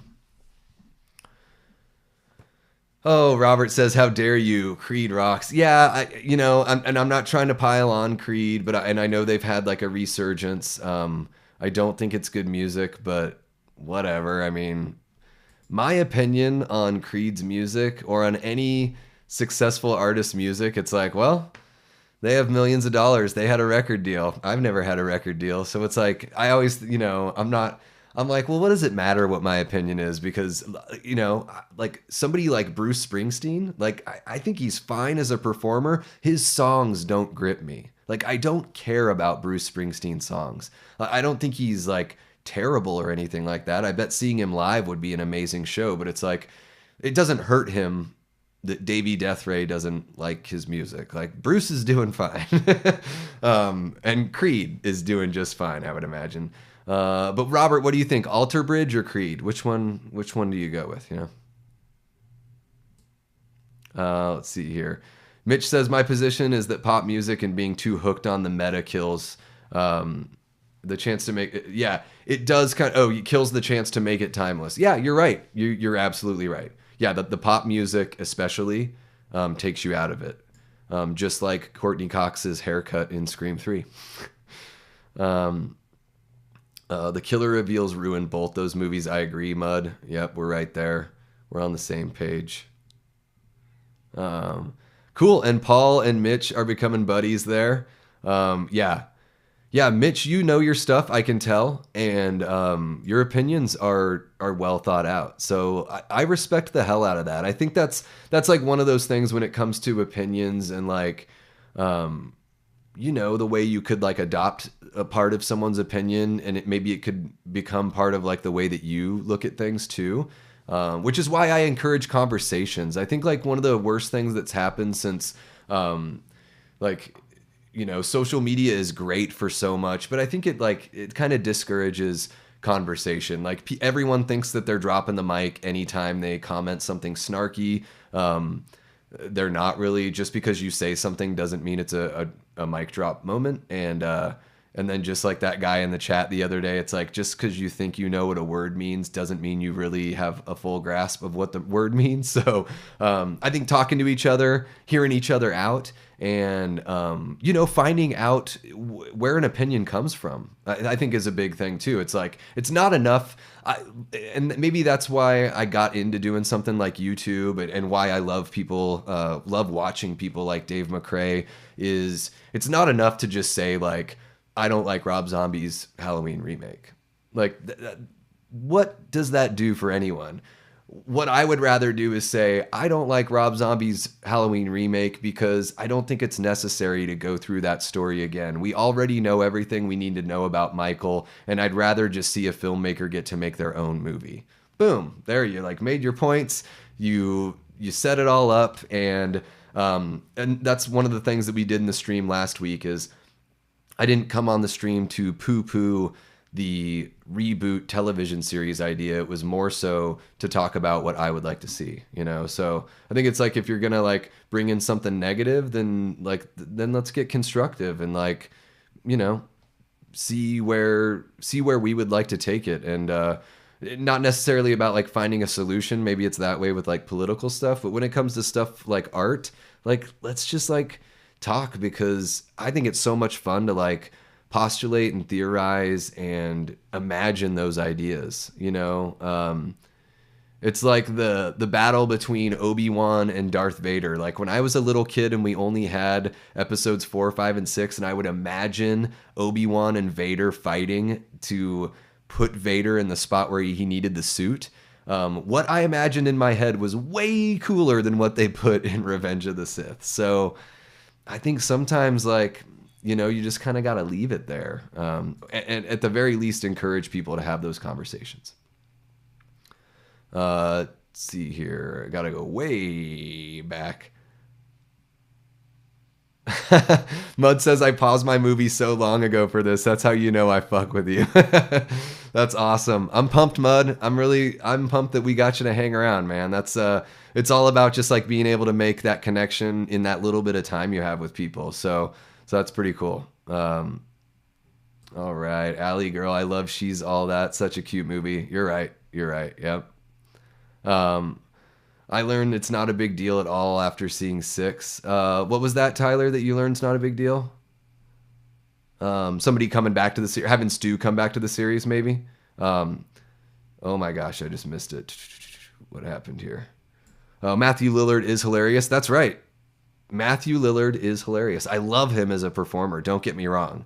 If it made sense within the confines of the story, I'd love to see Stu come back. I think that would be awesome, but it's just the way they handled his character in the first film kind of puts it in a spot where it's really difficult to bring him back. But I think Matthew Lillard is great. SLC Punk is one of those movies that's like so funny, but also so heartbreaking. It handles the drama really well. It has a great soundtrack, and it's a really cool examination of like that period in time within the punk rock culture, that time and place being in Salt Lake City in the mid 80s or early to mid 80s. If you guys haven't seen SLC Punk, I highly recommend it. And if you have, let me know in the chat what you think. Stu could come back as wheelchair bound. Yeah. My friends and I used to joke like after Scream 2, we're like, "Oh my god, Dewey's still alive? What then in the next movie he's going to like have no legs and he's going to be like pushing himself on like a skateboard or something."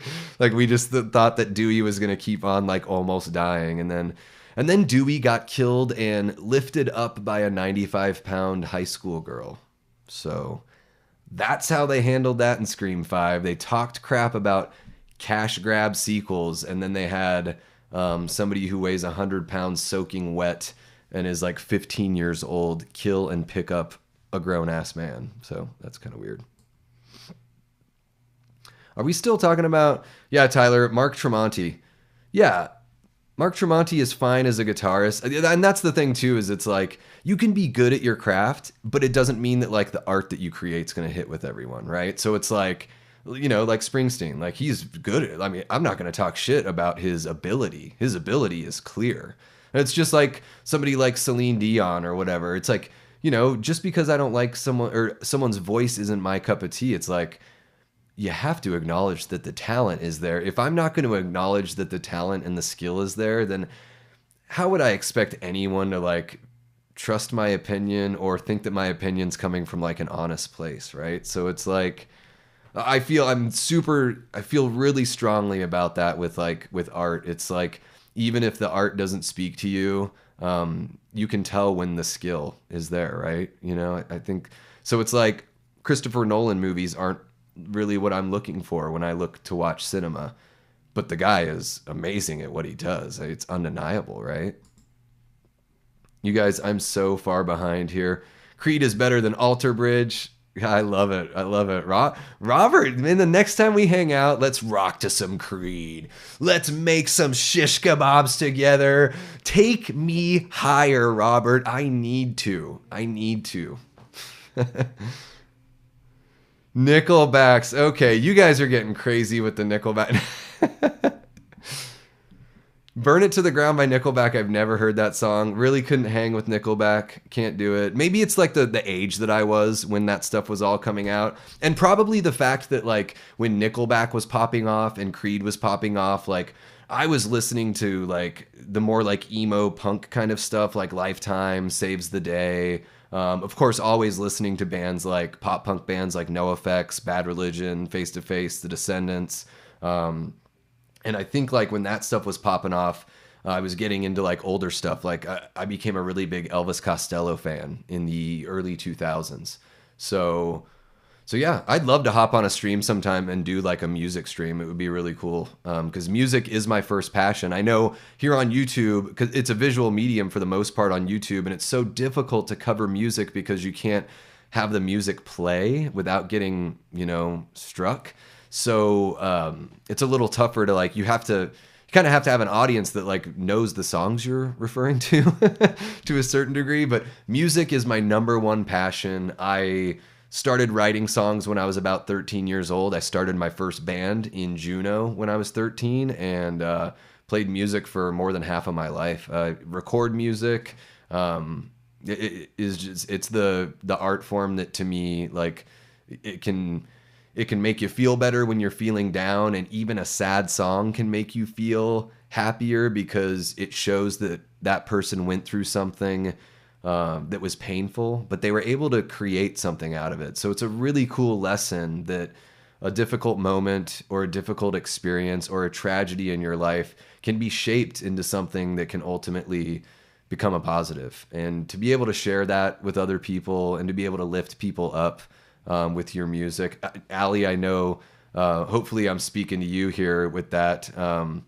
Sad songs are my thing, Evil. Yeah, I see a lot of the lyrics and the stuff that you post on Twitter, so I know that it seems like when you're going through a difficult moment in your day, like you look to a song that understands you and understands the way you feel. I think that's it's a really cool thing. I'm getting goosebumps just talking about it. That's how emotional I get about music. And maybe that's why it's my favorite, is it just hits me on a visceral level that can't quite be explained or controlled. I think that's like a really cool thing about music. And it's something that's what's really sweet is like humans aren't the only creature on earth that creates music or uses song or melody to communicate. I think that's like a really interesting thing that connects humans to our other living life forms here on this earth. That we're not the only ones that can communicate through melody. I think it's that just shows how visceral and how like ingrained in our DNA a melody is. Like just a melody itself can make you feel something. And then you put words on that speak to you. Phew, we're talking a whole new ball game. I would way more likely cry during a song than during a film. But that's just me. Okay, off my music soapbox here. Mud is talking about Creed's cover of 18 is better than Alice Cooper's original. Holy crap, don't tell that to Planet CHH. I know he's a big Alice Cooper fan. Let's see here. Yeah, I totally get that, Mud. Like, if you were of a certain age when Creed came out, I totally get it. Because, like, there's stuff from in the 80s that I really love that some people might think is pretty cheesy. I'm a big REO Speedwagon fan. I love Tears for Fears. They're one of my favorite bands. So that's like another thing about my musical taste is like punk rock is my favorite. Absolutely. I think it's the genre that moves me the most and excites me the most. And when I'm writing music, that's the kind of music that I like to write. But if it's good, it's good. I don't care about the genre. I really don't. Like when I first heard Lorde, when she came out and I heard Royals and it blew my mind, because I've heard so much bad pop music in my life. But to hear somebody that just had such an interesting sound, such a stripped down sound, but still was able to offer so much melody and catch me with her, the harmonies of her voice. And also I got a little bit of that Tears for Fears kind of soundscape building in her music. I absolutely adore her. And she's just, I don't think there's as much good pop music now, but pop music is always going to have some gems in there. And yeah, it's music is fun, man. Could talk about it forever. Tyler says I miss performing live. Yeah, Tyler, you had mentioned that in the in the comments on that last video about playing music. Yeah, it's you play music in Sacramento, right? I always had such a great time in Sacramento.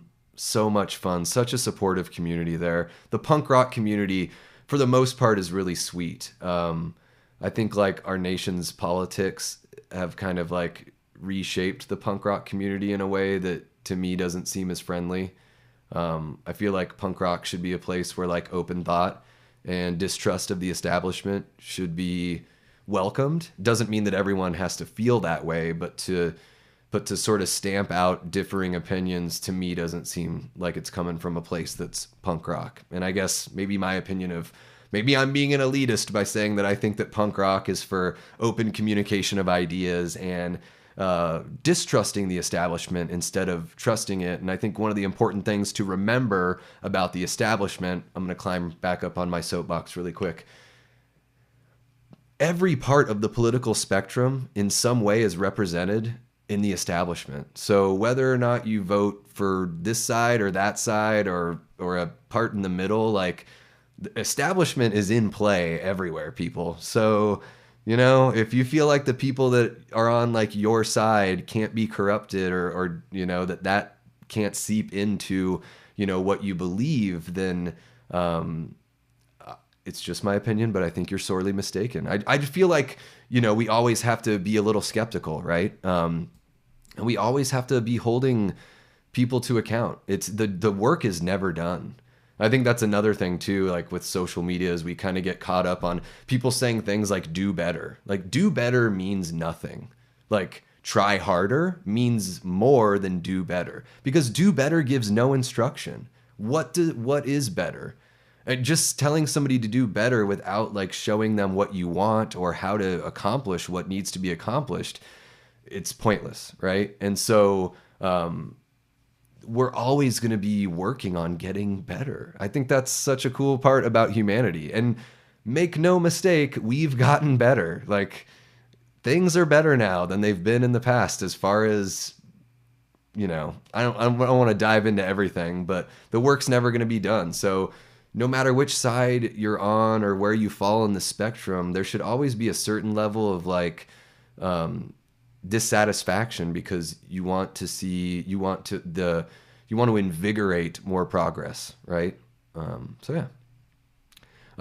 Evil Monsterism Paul says, Davey, do you like Metallica, Johnny Cash, Guns N' Roses, Van Halen, or Rob Zombie's music? Can I only pick one? I like the first few Metallica records. I think Kill 'Em All, Ride the Lightning, Master of Puppets are really cool. They kind of lose me a little bit on And Justice for All, because all the songs are so long and just kind of meandering. I don't need every song to be meandering. I like it on a record when maybe a couple songs reach that like 7 or 8 minute mark, when you're doing something, classically influenced like metal. Johnny Cash, I do like Johnny Cash. My wife, Kate, is a huge Johnny Cash fan. She loves outlaw country. We have a lot of Johnny Cash, a lot of Willie and Waylon in our vinyl collection. We have like 530 some records. There's a shitload of Willie, Waylon, Johnny, and then newer stuff like Eric Church, Casey Musgraves. There's a newer one. I don't know how big she is out there. Kelsey Walden, really, really good. She's got a super interesting voice. So even though like country isn't, wasn't a music that like I grew up loving, I have so much appreciation for the people that do it well. And I really love hearing artists that just sound different and unique. Especially in a genre that's so established. Country's a very established genre. Like when I was a kid and the late 80s, early 90s, like pop country was coming out, a lot of those singers sounded the same. And that's not to say that their music wasn't good, but I think it was more difficult to tell some of those guys apart from one another, which is why I do gravitate a little more to like the outlaw stuff, because when you listen to like the Highwaymen or any of those solo records that those guys did, of course, but when they're together, each one of their voices is a different flavor and it works together in this beautiful, beautiful symphony. What were the other ones you brought up there? Let's see here. Did I go back too far? It's so tough to see sometimes. There we go. Guns N' Roses. I love Guns N' Roses, Paul. Guns N' Roses is one of the first bands I fell in love with. I had to hide their music from my parents because of the language. Because I have 4 older siblings. So once my siblings found out that I was listening to like Use Your Illusion 2 has that song Get in the Ring on it, where Axl like really drops, not only dropping F-bombs, but saying things like, well, I don't want to get in trouble on YouTube, but saying things that are like sexually vulgar. I was like 10 years old when that record came out, so I kind of had to hide that from my parents. But yeah, I grew up loving Guns N' Roses. I was the perfect age when Use Your Illusions 1 and 2 came out. Van Halen, I like the older stuff, like the more rippin' David Lee Roth kind of stuff. And Rob Zombie's music, I would say White Zombie does it more for me than his solo stuff. Again, he's so successful with everything he's done. But when he put out his solo records, I was like, this is dance music.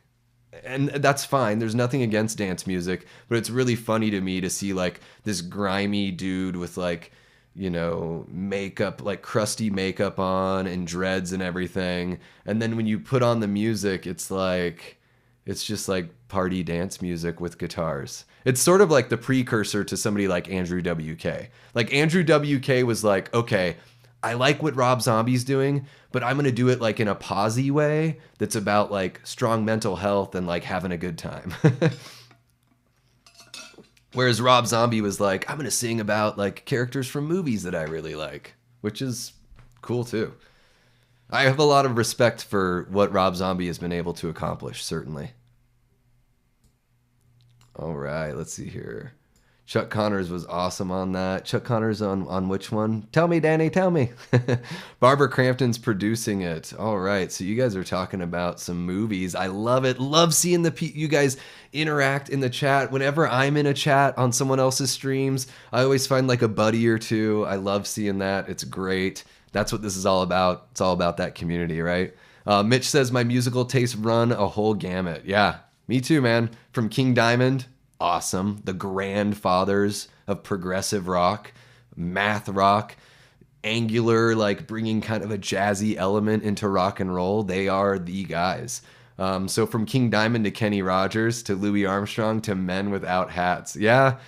Yeah, man. Like I said, like it's just about if it's good or not. Like, and if it's good or not is a matter of opinion. But for me, when people are like, "Oh, I listen to everything," I'm like, well, like I like to ask what people listen to, and then I've sort of learned later on in life to be like, what are three artists you're listening to right now? And then that way they don't have to be like picking through 40 years of their musical diet. You know, they can just be like, oh, right now I'm listening to a lot of Counting Crows, Bad Religion, and John Carpenter. Or you know what I mean? Like find out what they're like into at that moment for sure.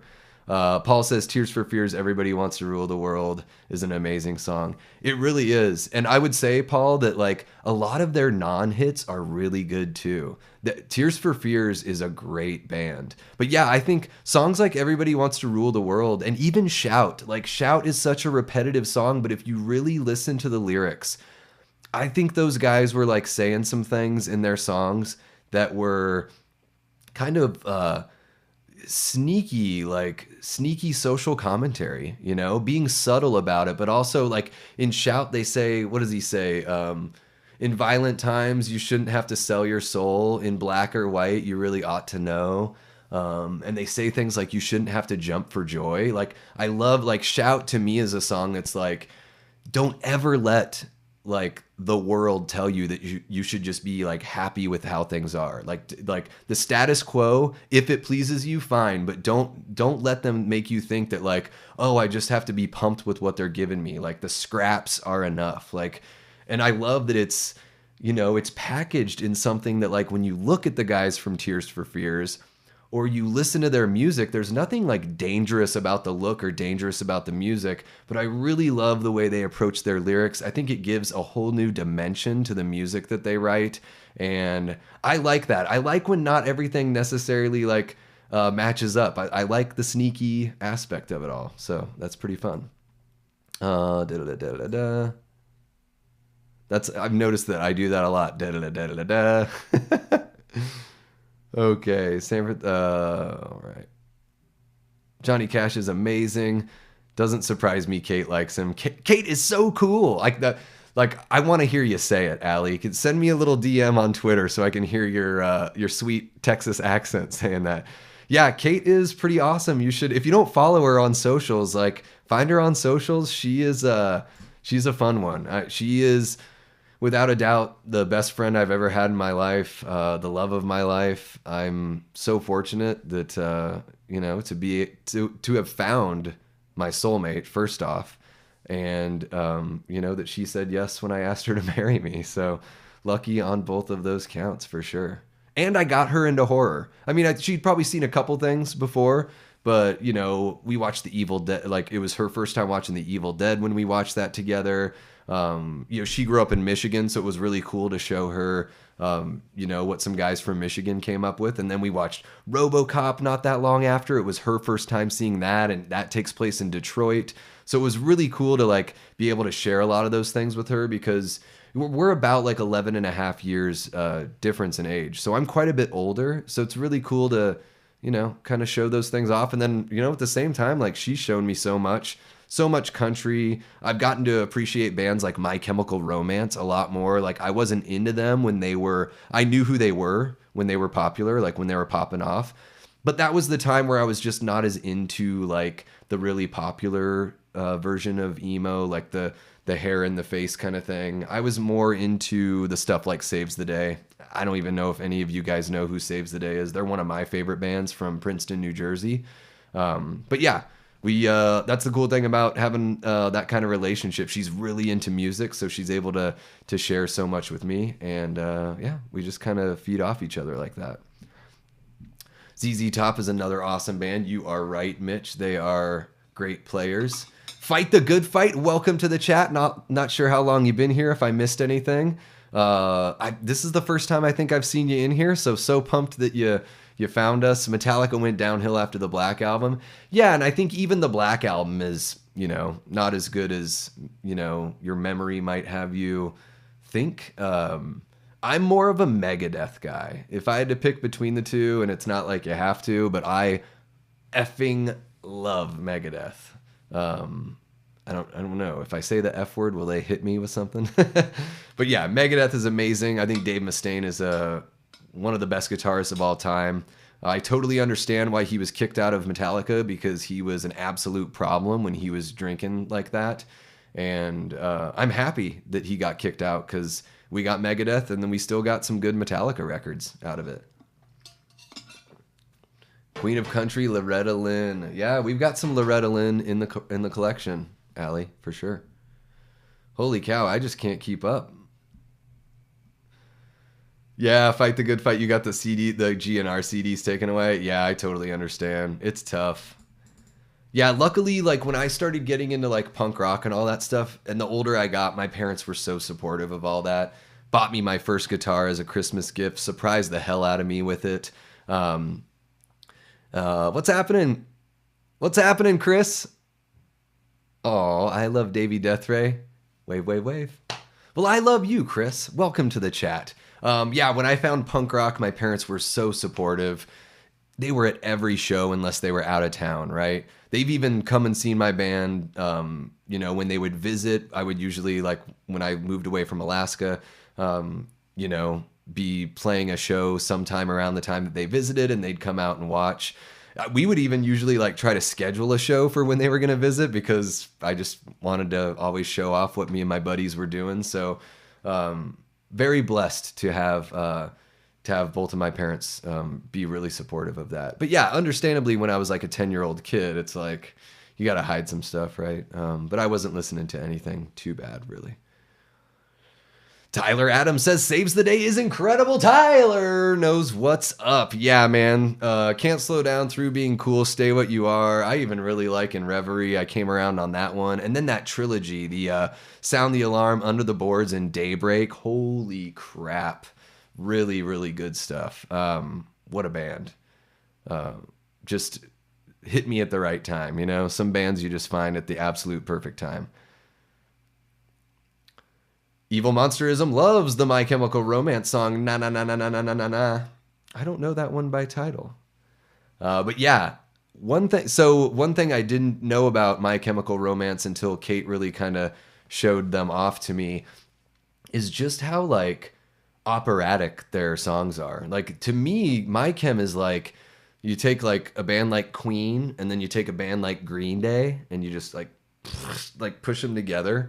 And that's what comes out like this, and I know Rob Cavallo produced both bands, so there's a similar sort of production value and recording process as well to the music. But man, just really, really, I think there's so much more going on in My Chemical Romance than just being a fashion emo band, which they certainly were in some way. But hey, when the record label says that if you look a certain way, it's going to sell more records and make girls go gaga over you, I guess you just shut up and do it, because you're only young once and you got to make that money.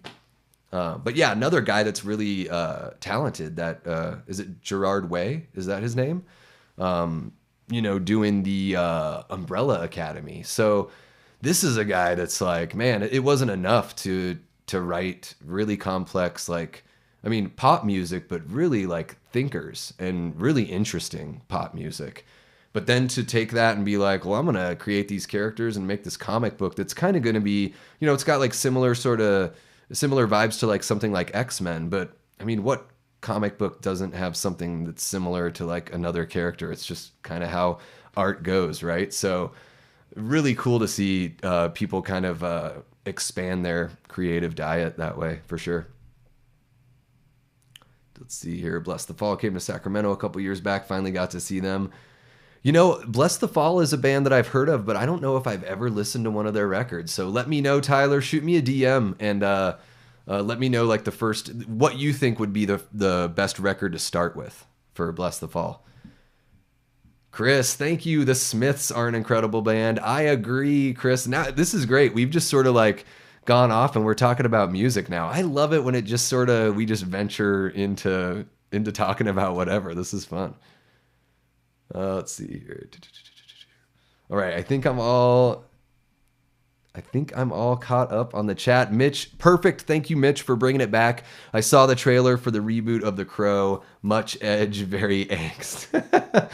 Yeah, let's talk a little bit about that Crow trailer. So I'm not super emotionally attached to the property. So when I watched the trailer, I'm like pretty open-minded. I didn't like the look of the character in the picture, in the image that they released the other week. I think it was last week, but maybe it was the week before. But the trailer, a lot of really cool symmetry and some really nice shots in there. And it definitely looks intense. Like it looks like a lot of people are saying this. It's like John Wick meets The Crow. And then other people have said, some folks commented on my reaction video that I did, which is up on the channel, that they're like, oh, it's like The Punisher. It's kind of like a Marvel movie. And I even get maybe not like so much Marvel. I kind of get like that Sony vibe. Like it's got that slick look that like those Venom movies have, like dark and slick. I really like Danny Huston, or Houston. I'm not sure because he doesn't have an O in his name. It's just Huston. So I really like him as an actor. I think he's got such a great look, such like a lot of potential for just being a really menacing character. So I really like him a lot. And Bill Skarsgård is a great performer. I really wish with The Crow that they had like the foundational white makeup along with like the black that they have there. And a little bit of longer hair would be nice. And then as far as the trailer goes, I think maybe they just showed a bit too much. Like I said in my reaction, it's like you already know, if you know anything about The Crow, you know that these characters are going to die a violent death. That's part and parcel for the story. However, to like show it in the trailer is kind of like, well, man, like you could have saved, it might have had more impact, right? If you saved it for the actual film. So I think it kind of showed its hand a bit too much. And yeah, really action driven, definitely a movie that's made for a modern audience. And that's another thing that I said is we all want like a look that reminds us, like if they're going to do this, like, if they're going to remake this, like do it in a way that reminds us of the original and pays respect to it. But also at the same time, like as movies go on, like we just have to accept that characters are going to look modern, right? So not only are our casts going to be more diverse because that's a big push in the entertainment industry, and as long as they're good performers, that's fine, right? But we're going to see like face tattoos, stupid hair, other bad tattoos. Like we're just going to see these because like it or not, man, when you go out in the real world, like what the hell do you see? Like you see a bunch of weird looking people. So, it's a sign of the times, I guess. And they want those people to buy a ticket and check it out. And, they also want to give a new generation something to get emotionally attached to. So, it may be tough to hear and maybe it's easier for me to say it since I'm not attached to The Crow. But sometimes you just have to like, let go of those things and understand that it's maybe not necessarily made for you. I've certainly done that when it comes to Star Wars and the modern comic book movies. I've realized that they're not making them for me anymore. So got rid of my Disney Plus, not really watching that stuff anymore. It's not about like, if I don't get what I want, I'm out of here. It's about literally in your stories, the points that you're trying to make is you're trying to tell me that you really don't want me watching your shit. Mud Nelson, he bleeds black. We get it. Yeah. Really violent. That movie is going to be, man, with the headshots that they have in there. Just imagine what they're going to show in the actual movie. But yeah, like, I don't know, other than Bill Skarsgård and Danny Huston, I don't know. FKA Twigs, I had to look up who that person is. I guess that's an English musical artist. I have no idea. Again, a modern thing that I don't really understand, that like, I know that on YouTube, I go by Davey Deathray. My real name is David Conway, but I go by Davey, just in my regular life. Like I go by that nickname, but like FKA Twigs, it's just sort of like, okay, what the hell is this? But like, that's just a generational thing. Like I may think that to myself, like, whoa, that's weird. Like, what the hell is that? But I'm not upset about it. Can you guys hear my cat crying? Cosmo, it's okay, Bubba. Kate and I have 3 cats. Maybe I can get her to wrangle them and we can get them on camera here. Let's see here. Yeah, Allie's got some good stuff to say here. The trailer was definitely better than the poster. His appearance was very shocking. I think it was a missed opportunity to not make him look a little more like Brandon. I think so too. It's like either make him look a little more like Brandon or don't call him Eric Draven, right? And I've seen a lot of people, you know, on Twitter and out there just saying, why did it have to be Eric Draven? Like if it wasn't Eric Draven, I feel like people would care half as much that it didn't match that look, right? So I think that's a big part of it. And, guys, stuff is just going to get remade. I mean, it's an eventuality. It's just going to happen. So they're not all going to be hits, but every now and then there are remakes that are pretty decent, or at least do something that, makes them like stand on their own. When it comes to mind, like, I thought the Dawn of the Dead remake from '04 that Zack Snyder did was a good example of, that was a movie I was so skeptical of. And then when it came out, I had a blast. And it was different enough, but I felt like it had like the spirit of what Romero wanted, but it modernized it. And then, the '03 Texas Chainsaw Massacre remake was really good. They brought back the original cinematographer, so they were able to give it a look that you could feel the connective tissue to the original film. Got to get my McCrae-isms in there, right? Mood and atmosphere and connective tissue, and everything's got to be properly motivated. And then what else? I think the Friday the 13th remake was really fun. I've probably mentioned that on a stream before, but yeah. Let's see here. Mitch says it's not going to hold up to the Brandon Lee film or the comic. Yeah, you're right. And I guess the thing is it doesn't always have to, right? And it might carve out its own place, and hopefully that's what it does, because it's impossible to replace an original. But I think the way to go is to do it differently enough to make it worth standing on its own and worth watching, right? I mean, you would like to make a movie that people would want to rewatch a whole bunch, and then make people like those of us that are kind of on the fence be like, all right, it wasn't a total train wreck. Like when I saw the picture of Bill Skarsgård, just the one that they had of him like in the mirror, like putting on his jacket, I was like, oh no, like, is this even going to be competently made? That was my worry. And then watching the trailer, I'm like, all right, well, the crew is competent. Like this, it doesn't look like trash. Even if it's not like my cup of tea, it doesn't look poorly made. So try hard. Yeah. The trailer presents it as try hard. Instead of die hard, Mitch, it's try hard. Yeah. I don't think Shelley's death will be as violent in this one.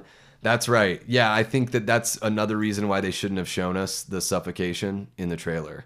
And that was something that Cecil brought up over on the Horror Show channel. He and Robert, the Wolfman, they did a reaction to the trailer, and that was a big thing that Cecil brought up, is it's supposed to be an extremely violent death that allows like the spirit of the crow to bring you back to like to make things right and to get revenge, right?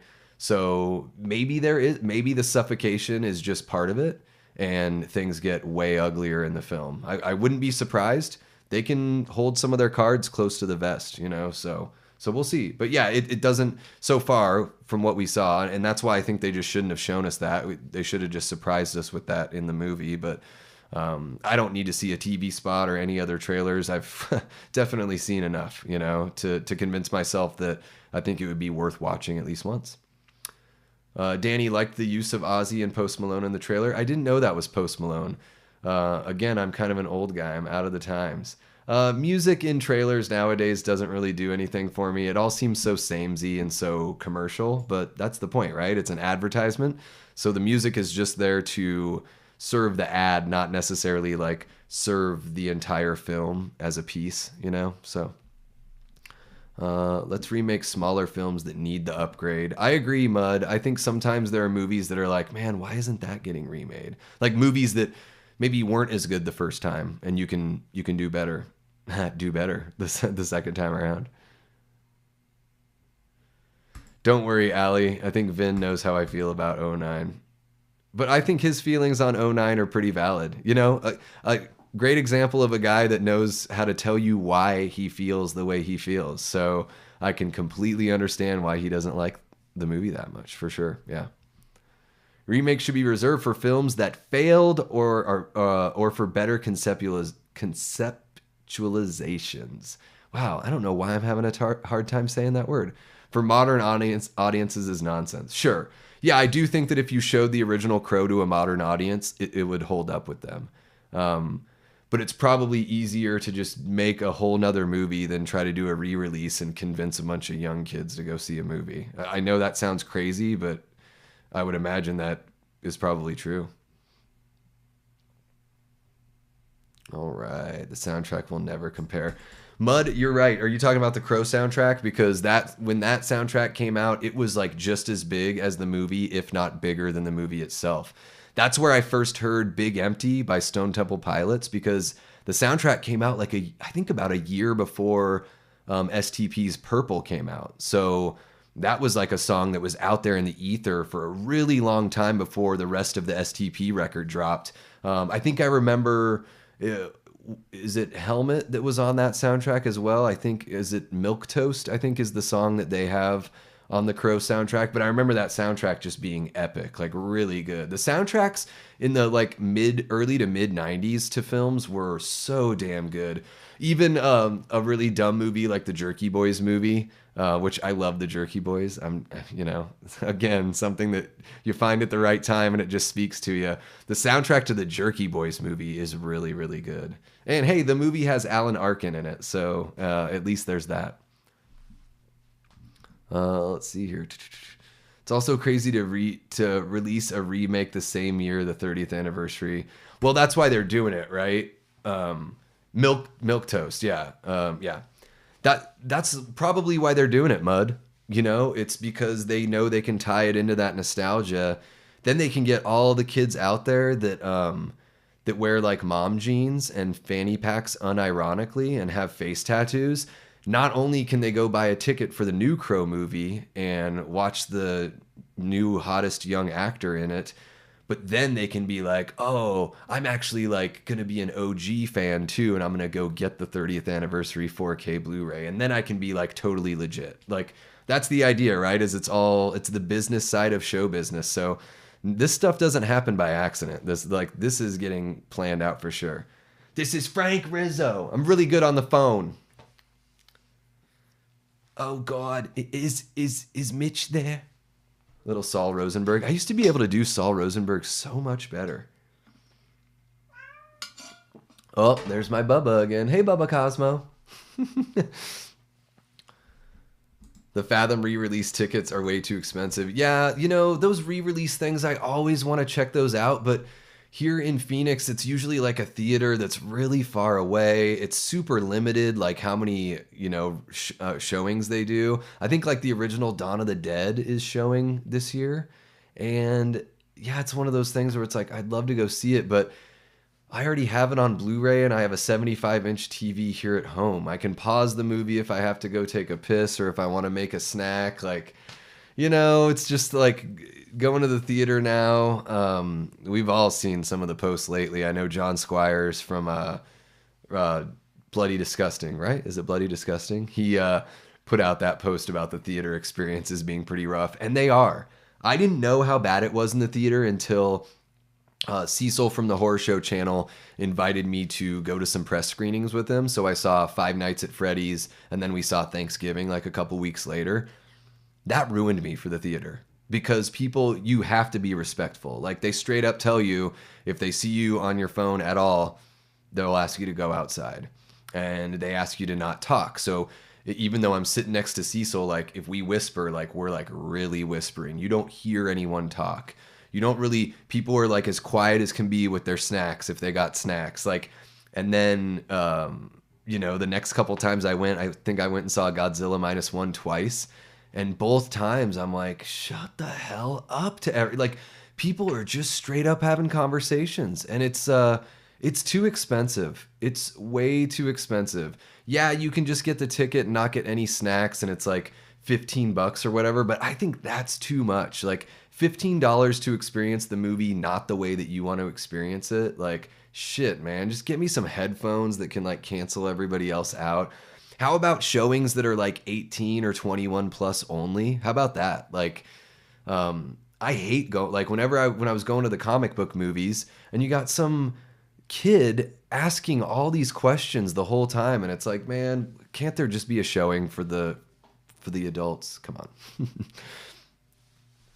Frank Rizzo. I'm gonna do it again. Toadie's Rubberneck. Oh my gosh, Tyler, that record is an absolute banger. Not a bad track on Rubberneck by Toadies. And I'll say this, even though they sound a lot like the Pixies, better than the Pixies. That's another band that I never really got. I know so many people that love the Pixies, and I'm like, yeah, like, I don't get it. Like, you know, even when Steve Albini recorded Surfer Rosa, he said something like, he called them like an average college band at best. So if Steve Albini said that about you, I tend to believe him. Allie went and saw Casablanca. That was a Fathom event. The ticket was $25. Damn. Yeah. 94 was not only a good year in cinema mud, but also like Green Day's Dookie came out in 94. Siamese Dream, I think, came out in 1994. In Utero came out like at the end of 93 or sometime in 93. So like right around that era, you know, really, really good era for pop art, you know, I mean, let's call it what it is. Don't mean it in a disparaging way at all, but you know, when you're selling platinum records, it's pop. Halloween Kills showing was crazy for me. Like Scream 2 got a standing ovation. I teared up even though the movie was mid. Yeah, when 2018 came out, I went and saw it in the theater like 3 times, and the first time was really fun. It was kind of a more intimate experience, and then the next time Kate and I went to a Harkins, and that was wild. Like, people were hooting and hollering, shouting at like the scary moments, laughing. That was a really cool theater experience. You know, horror is special in that way. Same thing that, you know, I saw Thanksgiving in the press screening, but then Kate and I went opening night because I had such a fun time with that movie. Really fun watching it with a packed house on opening night for sure. Foz Rotten is in the chat. What's happening, Foz? Love seeing you in here, man. Rancid and Out Come the Wolves. Yes, 94. Absolutely. Man, they had a run there in the early 90s. It seems like they were putting out a record like almost every year, right? Because Let's Go probably came out in 93, right? And was this first self-titled record, was that 92? They were just bang, bang, bang. Let's Go's like 23 tracks. 19 tracks or something like that on And Out Come the Wolves. Absolutely, man. You know, all that skate punk from the mid 90s. I really love that Epitaph skate punk.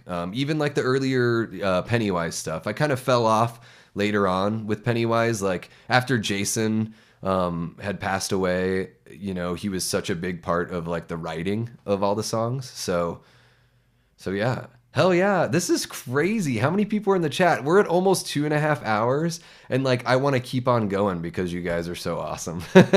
So even though like I hardly have a voice from seeing Descendants last night, let me know, Foz, are you a fan of the Descendants? I just saw them out here in the Phoenix area last night. They were so much fun. Really had a great time.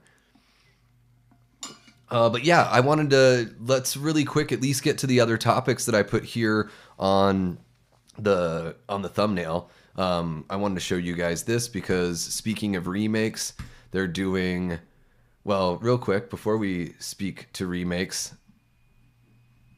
Oh, did I pick the wrong one? I think I picked the wrong one. Okay, well that's fine because this is the remake. So let's just go in there. All right, there we go. Celebrating St. Patrick's Day with an all-day Leprechaun franchise marathon. So yeah, Sci-Fi, and they picked some weird way to do it. So if you guys don't have Peacock and you want to watch those Leprechaun movies, I'm actually dropping a review tomorrow on the channel. It's going to be a review of the first 3 Leprechaun films. I had seen the first one before, but parts 2 and 3 is a first time watch for me. So the video is not, it doesn't run too long. It's kind of compressed because I didn't have as much to say about 2 and 3 as I did about the first film. But if you guys haven't seen or want to check the Leprechaun movies out, you can check them out on Sci-Fi. And then let's see here. They're doing a reboot. Felipe Vargas teases his vision for franchise's reinvention. So yeah, they're talking about, wanting to explore that comedic route, but with the horror route. To me, Leprechaun is sort of like, it's almost like gateway horror. I think it's kind of for kids, and nothing wrong with that. I do like the first movie for what it is. I think it's worth watching every year around St. Patty's Day. Part 3 was fun. I won't go any further because I want you guys to watch. See, like I said, it's all about tying it all together. I want you guys to watch the review tomorrow. So subscribe if you haven't yet and check that video out. I have to finish editing once I'm done here hanging out with you guys. But talk about a remake that's people probably aren't too emotionally attached to Leprechaun. So even though they rebooted it a handful of years ago, they're going to try it again.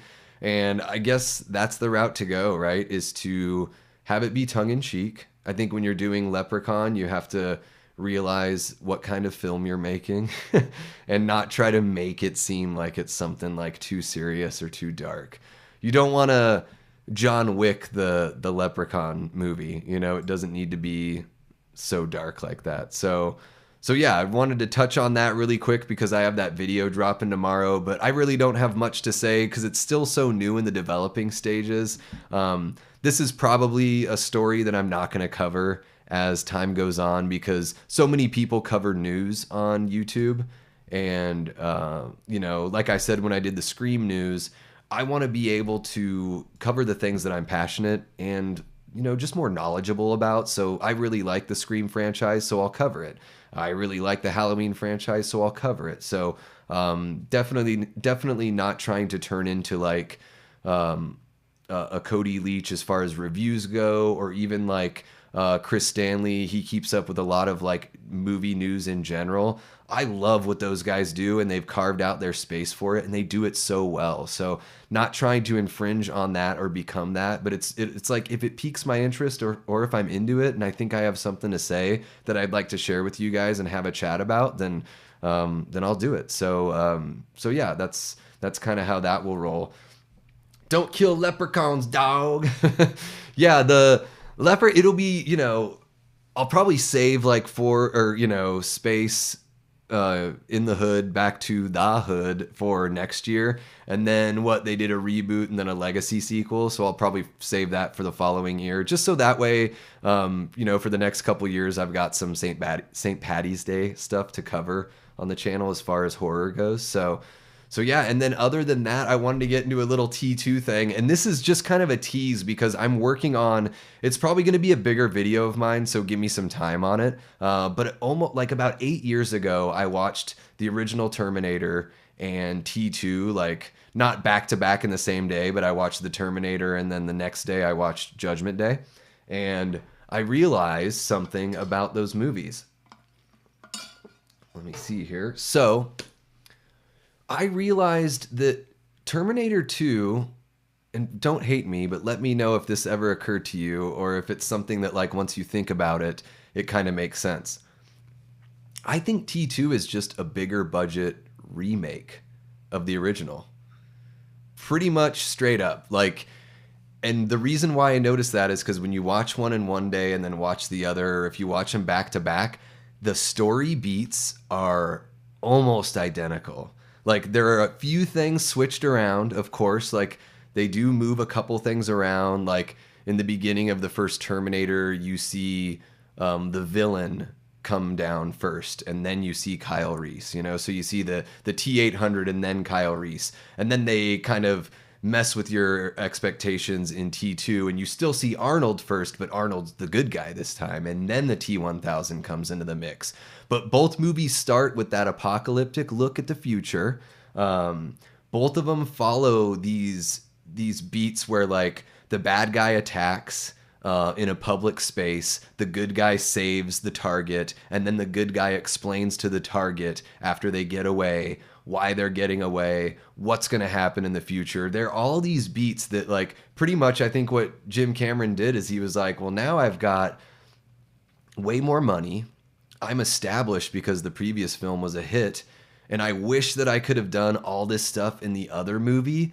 I think I can package like pretty much the same story, slide in a few different story elements, and it's gonna work as a sequel. And a lot of people say that T2 is like one of the best sequels of all time, arguably the greatest sequel of all time. And I'm not lukewarm on it as a film because I think it's a complete technical marvel. I mean, you know, the way they developed Photoshop in The Abyss and then brought it over, like Photoshop was created for The Abyss. I don't know. Let me know in the chat if you already knew that. I didn't know that until I got like the T2 Extreme DVD release from like 15 years ago. Or I think I bought it 15 years ago. But yeah, so they developed Photoshop for The Abyss. They bring it over to T2. It still looks damn good. Like, I've been watching those movies and capturing stills for each one. So when I put together my video, it's kind of going to be an essay where I do an extended version of the pitch that I'm making to you guys right now, but I'm able to compare and contrast film to film. And so I'm able to kind of like what Steve-O does in SLC Punk. I'm able to show you my exhibits and build my case. It doesn't take anything away from T2, but to me, I think it sort of, in a way, at least in my mind, diminishes it as a sequel because it just sort of feels like a remake. I think there are remakes that are more different than the originals. Like, the Dawn of the Dead remake is arguably more different than the original Dawn of the Dead than T2 is from the Terminator. And I mean that seriously. So that's just kind of a little tease. That's why it's right at the bottom. God, Terminator 2 is so... I remember like that was a movie where my brother Matt took me to that when I was a little kid. I was probably... it came out in 91 or 92, so I was like 8 or 9 or something like that, 9 or 10. And that was a movie where like I teared up at the end. Like when the T-800 realizes, you know, lets them know like, guys, I gotta go. Like if I stay around, this whole thing's effed. And that was a moment that like in the theater really worked for me. And I do think that's the one thing that that T2 does better than the Terminator, or at least does in a different way, is they, you know, in the first film, we meet John's father and, you know, sadly he does pass. But in Terminator 2, like John meets a true father figure, you know, and can't hold on to him. So not only does John not have his biological father, he doesn't even have like, you know, a very suitable replacement for a father. So I think the emotion is handled really well. And I think like swapping Sarah for John in T2 allows a younger audience to connect, allows parents to connect, and brings so much more emotion than just having like a love story that ends tragically, you know, where that's what happens in the Terminator. It's a love story that ends tragically. Whereas, you know, they really pull at your kind of, it's like a Disney move where they like, you know, kill the parents kind of thing.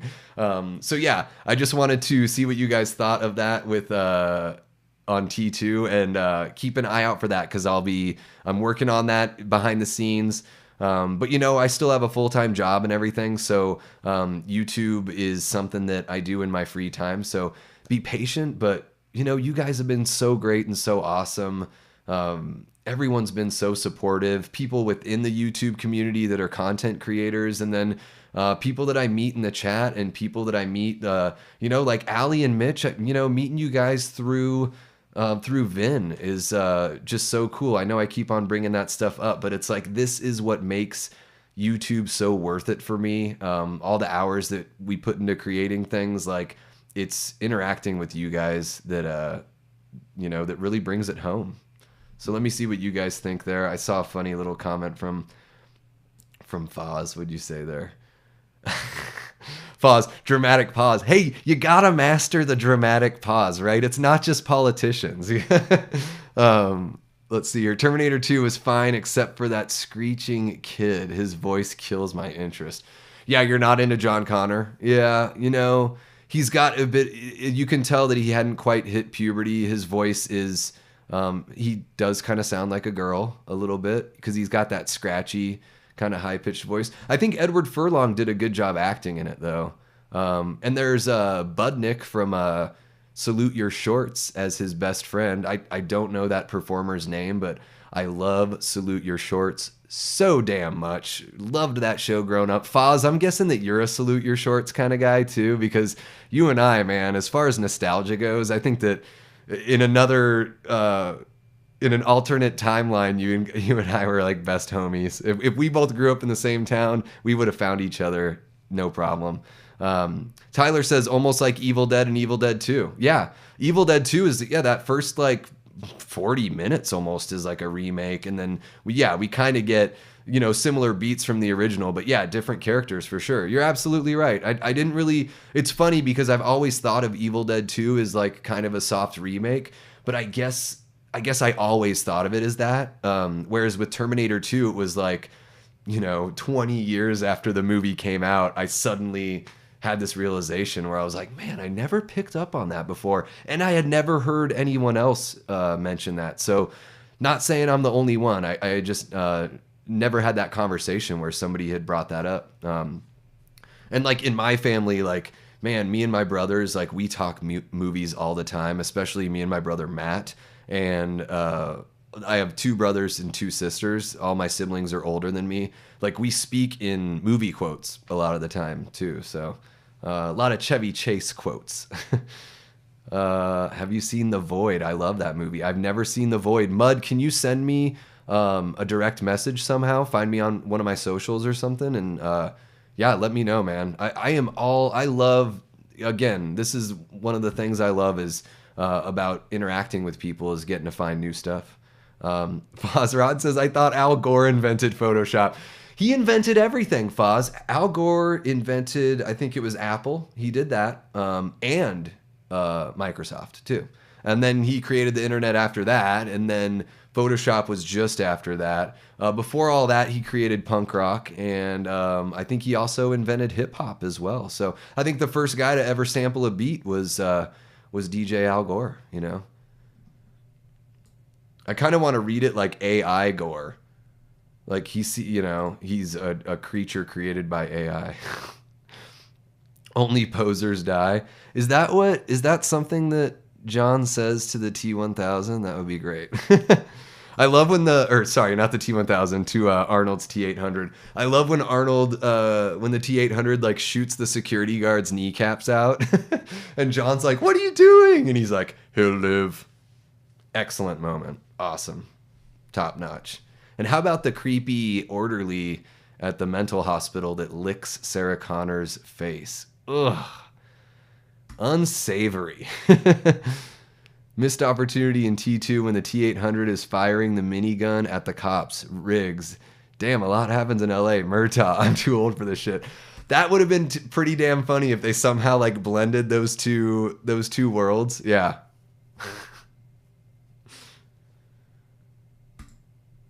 I do really love Robert Patrick as the T-1000. I think that was genius casting. Like a no-name actor that just has this focused look. That run that he has is just amazing, The Dawn of the Dead remake is way better than the OG. Oh, damn, Mud. That's, hey, man, more power to you. I really do like that remake. I mean, I adore the original. George Romero is quite possibly my favorite director of all time. I really like the way he would edit when he shoots. I especially love his first 4 Dead films, Night, Dawn, Day, and Land.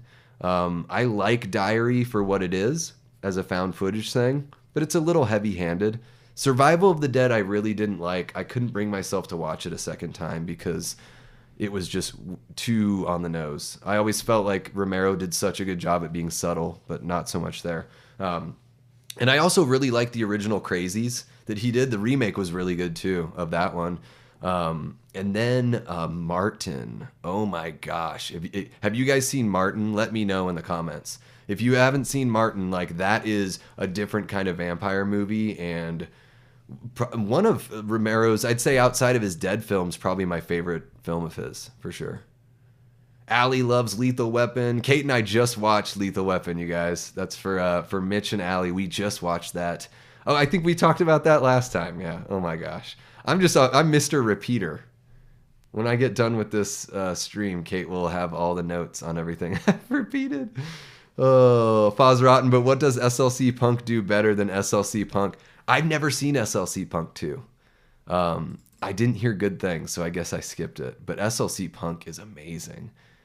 T2 is astonishing. You're absolutely right, Tyler. It's a technical marvel, and especially yourself being a visual effects guy, it's got to be crazy to look back at that and see how solid it still looks. And that's a credit to just putting in the damn work. And like we were saying, instead of do better, like actually find a way to make it better. If you just went to visual effects people and said do better, it's like, well, what does that mean? Like, you have to create Photoshop. You have to demo it in a movie like The Abyss that's really ambitious. And then you take it and you repurpose it now that you've worked out some kinks, and you create something that's a movie that is going to be heralded as one of the best action movies or action sci-fi movies of all time. And definitely when people talk about James Cameron, of course, Titanic is the picture that won him, the movie that won him Best Picture. But man, you think about Aliens, The Terminator, Terminator 2, Avatar. You think about, wow, James Cameron is a guy that started out as like a set designer, like literally like putting sets together, and then found a way to push the limits of filmmaking every damn time he made a movie. So even though I don't love every Jim Cameron movie, I think he has a tough time with villains. Like, he works really well in Aliens and Terminator because it seriously is a single-minded villain. But I feel like every movie he does a single-minded villain. Like in Titanic, Billy Zane's character has no redeeming qualities. In Avatar, I can't remember the bad guy's name in that movie, the guy that was in Don't Breathe. There's nothing redeeming about him. He is like the devil, pretty much. So I think that's like the only thing that James Cameron struggles with. And if that's the only thing he struggles with, then man, at least he knows his strengths and weaknesses. And we've got Alien, The Terminator, and Terminator 2. And it's tough to find many flaws with those three films. 42 set. Hey! Life is good, sir. Thank you so much for checking in. Happy to see you in the chat, of course. Thanks, Mitch. Yeah, I'm glad that I want to know if I'm kind of off my rocker on that one. It'll be cool once I put together the video and you guys can kind of see the shot-to-shot comparisons. I think once you actually see it for yourself, it's kind of like, whoa, like they're literally redoing shots. I think there's even a shot in T2, because this time around I watched it right after the first one. There's a shot at the beginning of one of the gunners like in a truck in the apocalyptic future, and I seriously think there's like 5 seconds, 3 to 5 seconds, that they literally lifted the footage from the first film and reused it. And not only good computer effects in Terminator and Terminator 2, but a lot of really good practical effects. And I think that's the secret sauce, is like knowing when to mix them, knowing when to go practical, and knowing when to use computer effects as a tool to enhance what you're doing practically. I think that's the trick. And certainly there are things that you can do purely with CG. We were talking last week, like helicopter shots.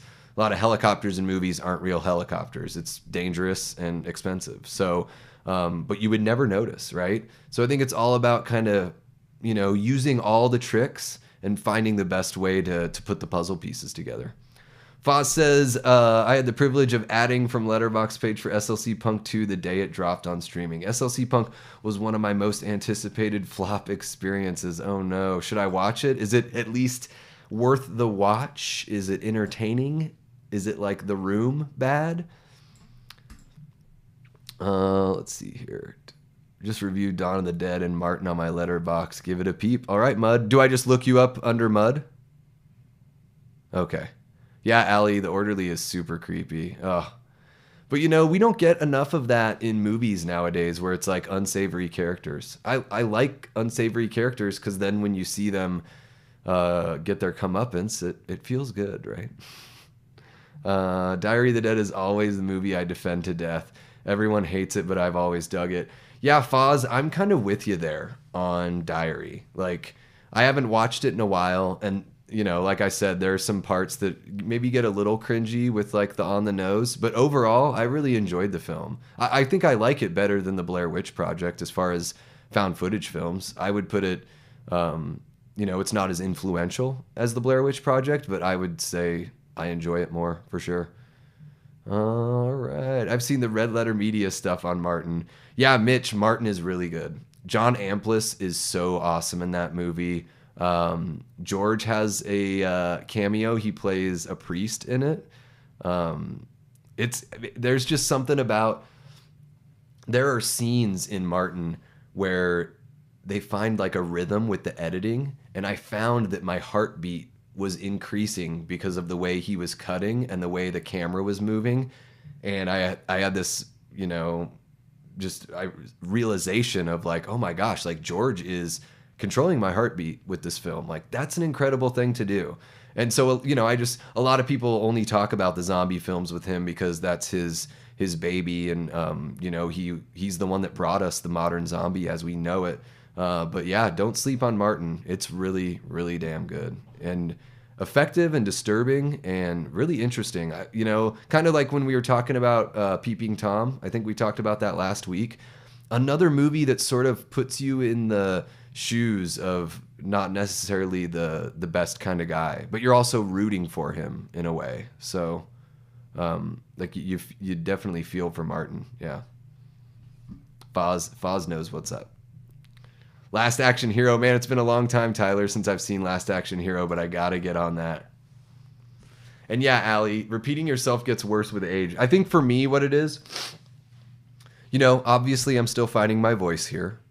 I'm not Dave McRae level of like with it and all that stuff. So getting comfortable doing this kind of performance instead of like a musical performance, because you've got instruments and your buddies with you, it's a little easier. It's a little louder, and you usually have people right in front of your face.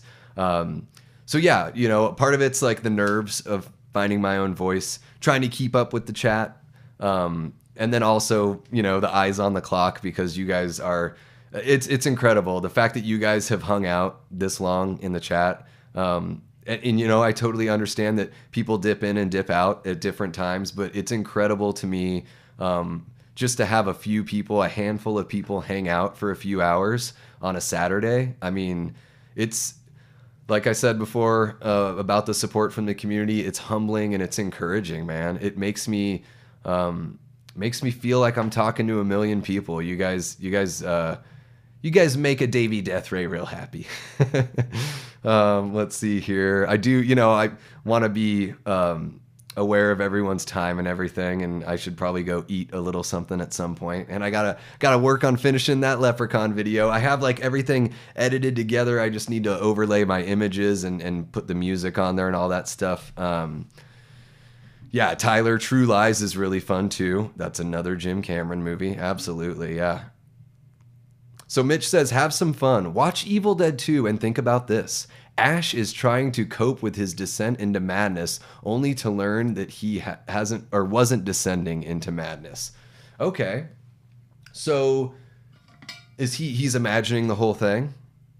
Because I guess I always pictured it as like the first act is sort of a remake. Because the first time I saw Evil Dead 2, I was like, why is he going back to the cabin? I'm like, this doesn't make any sense. But yeah, that like middle section of Evil Dead 2 is really interesting because it hinges so much on the music, the way that Raimi shoots, which is very interesting, and Bruce Campbell as a performer. I mean, solo performance. It's like a jazz drum solo in the middle of a set. And Evil Dead 2 is so impressive. When I first got into the Evil Dead movies, Evil Dead 2 was my favorite. And then as I watched them more, the original pushed it out. But I still love all of them so much. You're right, Tyler. All movie magic is wonderful. It's like, you know, it's weaving a symphony together. Everyone's got their role and everyone plays their part. It's the reason why I look at film as an extension of literature, and I like film more than I like written literature. You know, written literature is great because you can imagine everything. And sometimes it's better that way. Like, Kate loves the Harry Potter books. So whenever we watch the movies, I always like ask her what's different from the books and all that stuff. But for me, reading gets a little boring. Not gonna lie, that's probably on me a little bit. But also at the same time, I really love and appreciate the fact that most movies throughout history have taken hundreds of people. Now we're at the stage where it's like sometimes like 1,000 people work on a movie, depending on how many visual effects houses work on it. I don't know if everyone knows this, but a lot of movies have multiple visual effects houses that will work on different shots depending on what those strengths are and what the strengths of the VFX house is. So, my brother Matt's worked on movies where it seems like there's 1,000 people on there. So I love that collaborative effort. Kind of like what I've been saying here about the community. I love when people come together and accomplish something and create something together. I think it's something that really separates us. A lot of animals are able to like create a den or a home. Beavers create dams. Birds make nests. But human beings have an idea in their head and they're able to turn it into something that you can physically touch or experience with a group of people. It's pretty incredible. And I know that written literature is the same way as that. I just, film to me shows some of the best that humanity has to offer as far as being able to work together to accomplish a goal. I really like that. Allie, I think Vinny is a young Cameron. Yeah, he's so freaking talented. Yes, he does. We said it last time. Vincent DeSanti needs his own, or his like a true opportunity within like a studio kind of system. I think Womp Stomp with a little bit of cash from a bigger studio would be able to really blow some people. Like they've already blown us out of the water, but just to be able to, everything on a film costs money, right? So just to be able to see the production get even better, because the value that Womp Stomp gets right now is nothing short of incredible. Like, I think that's the most inspiring thing about fan films. We were talking about It's Me, Billy, and Dylan's New Nightmare, and of course Never Hike Alone 2, is just seeing that even with limited budgets, and I know Never Hike Alone 2 was like 300 grand, right around there, which isn't that much in the grand scheme of things, right? So it's like you're still able to get so much value out of that dollar. And that is a credit to the producers. Yeah, so Vin is great. What's happening? Quentin loves trains and horror movies 2015. Thank you for subscribing, Quentin. Really appreciate it. Thanks for connecting on Instagram and sharing your stuff. I have heard of the TV show called Unsolved Mysteries. I grew up watching that when I was a kid. Sorry, guys. I'm so itchy here. I think it's my facial hair. I should have trimmed that mustache before coming in here. Yeah, Unsolved Mysteries was one of those shows that like creeped me out and interested me in every single way. So I'd hear the music come on, the do do do do do do do do do do do do, like, and then Robert Stack's voice. Love Robert Stack. R.I.P. Another R.I.P. right there. He is so damn hilarious in Airplane, and he even plays himself in Basketball. He has a really good cameo there. But yeah, loved Unsolved Mysteries. So creepy. All that stuff really interests me. Like, I went down that whole rabbit hole of like serial killers or people getting caught in interrogations and stuff like that. And that stuff is very fascinating to me. Not fascinating in the sense where like I'm not so much interested in watching like a TV show like the Dahmer series on Netflix. Like, I'd rather watch an interview with the actual guy. Like, I don't need a dramatization, because they always screw the whole story up, which they did with the Dahmer story. They, they take 3 or 4 people and turn them into one character. The character that Niecy Nash plays, the Niecy Nash from Reno 911, the woman that she played is a real person, but didn't do any of the stuff that the character from the Netflix show did. Like, she didn't do anything. Like, she basically, like, after he was found out, she was like, oh, I always thought there was something up with that guy, but never, like, yeah, to me, it's weird. It sort of, like, idolizes them to make a TV show out of it. I would just rather listen to a journalist ask that person questions, or see them in the interrogation process and see how the police crack that. So that's what interests me as far as that goes. But yeah. Oh, thank you, Quentin. I don't think you're so bad yourself. I don't think any of us are Dave level. Yeah, you're right, Allie. Look at me. I'm falling so far behind in the chat because you guys are awesome. Meta movies, Last Action Hero, and New Nightmare 93 and 94. Yeah, Tyler, there was some meta stuff that was, and like I said, I don't know if you were in the chat earlier, but I think Jason Lives, Friday the 13th, part 6, I think is like the very first. I think that's way ahead of its time. That was 86 when that came out.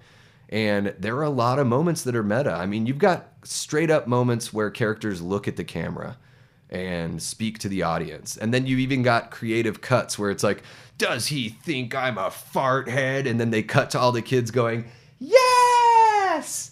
Like that to me shows that the filmmakers know that they're going to the audience, you know? So I feel like those are little meta touches there. Jason looking at the guy's arm when he pulls the guy's arm off and has the machete. Like, even though he doesn't look at the audience, that's kind of a meta thing. The woman at the beginning that's like, I've seen enough horror movies to know that when you run into a guy wearing a mask in the middle of the woods, like, you turn around. Like, those sorts of things. Even the 007 thing where Jason turns and slashes the screen. Like, these are all... I feel like I don't hear Jason Lives as much in that conversation of meta, but you're right. Last Action Hero, absolutely. Literally characters walking through the screen into the real world. So yeah, you're dead on. All right, guys, I'm going to catch up on here. I guess we might as well go this next 5 minutes and make it an even 3 hours. Why not, right? So yeah, we're beavers, Mud Nelson. Yeah, we're creative beavers. Nice, beaver. Thanks, I just had it stuffed. Fight the good fight. I'm new to the channel, enjoying it a lot. I think you're doing a great job. Thank you so much, man. I really appreciate that. You know, this is why we create, it's not really like you're sticking your neck out there in like a dangerous way, but it's like anytime you do something creative, or hop on a live stream like this, like, for all I know, no one's going to show up. And I still would have done the stream and covered the topics and everything, but it's so much more fun with you guys around. And it's so awesome to hear that. Feel free to let me know too, like, all of you guys in the chat, like, if there's something that really hits with you and that you resonate with on the channel, let me know and I can put more energy into that, because there's a certain part of this that I do for... just to satisfy my own creative cravings. But absolutely, like, I want to keep everyone engaged, and this is just as much your channel as it is mine as far as participation goes. And, it couldn't be a success without you guys. It couldn't be a success without me creating content. So it takes all of us. So please let me know.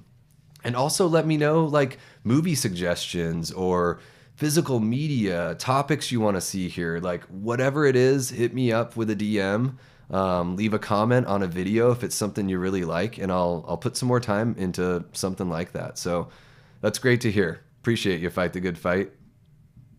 All right, Tyler Adams, or Mud Nelson, the remake of Evil Dead is the only one I love, sadly. I think Evil Dead 2 is the most overrated horror movie of all time. Yeah, Mud, I mean, it's kind of a horror, and it's kind of like a horror comedy. So it's sort of in that realm of, like, the first Leprechaun. I mean, I think it's super, super superior. Can you say super superior?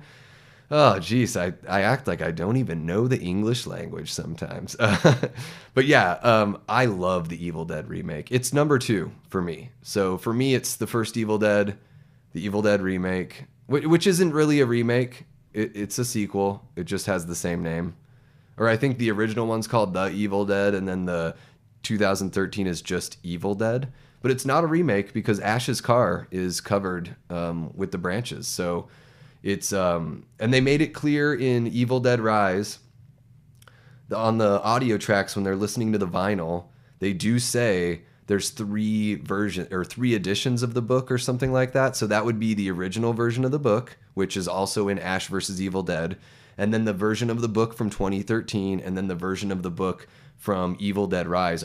all exist in the same universe. So I think that's like they don't, again, they're not hitting you over the head with it, but they're dropping these little breadcrumbs that like they've built an entire world where we could see Mia interact with Ash. You know, I mean, and also I think I've said it in a stream before. I want to see Evil Dead go to like a different country, or even like a old Western, like Evil Dead could be really cool. Like that would be awesome. And something that I think Sam Raimi would have a great time doing because he directed The Quick and the Dead, which is a really, really fun film. If you guys haven't seen The Quick and the Dead, I highly recommend it. Leo, before he was a massive star. Gene Hackman, great as always. Sharon Stone is really good. I mean, Quick and the Dead is so much damn fun. All right, Womp Stomp needs to hire me. Yeah, Tyler, I'm sure. Have you not ever worked on a Womp Stomp production? I offer great value if I do say so. Hell yeah, man. I mean, you got to shoot your shot and you got to keep at it, right? I told Vin and I told Cecil, you know, even if you need somebody to like grab people coffee or hold a mic stand or something, like I have an audio background, but I also really enjoy writing and I really enjoy storytelling. So it's like, I'll do whatever to earn my stripes, right? You know, far be it from me to be like, hey, you guys should bring me in to write because that's glamorous. And I like, who doesn't want to say that they wrote something? Well, you know, if that's how it goes and you can prove to those people through genuine natural interaction that you have those skills, then great. Maybe you'll get that opportunity. But also just to be a part of it, like I'm speaking for me because I don't have a skill like you do with VFX. You know, just to be able to be a part of it and be there for the creative process would be so amazing. So, and if you guys check on the channel, I did an interview with Lux Media. They did the, so that's, you know, Chris Stanley, Cosplay Chris is part of that group. He, you know, as far as I know, producing and acting, and he may even do some of the writing as well. They did a Uncharted film called The Oxus Redemption. Tyler, you worked on The Oxus Redemption, right? Let me know in the chat. I'm pretty sure that I saw your name in there. So I did an interview with those guys, and they're working on something called Gotham Noir. That's like a, you know, old-timey steampunk kind of Batman era. So it's kind of like a what if.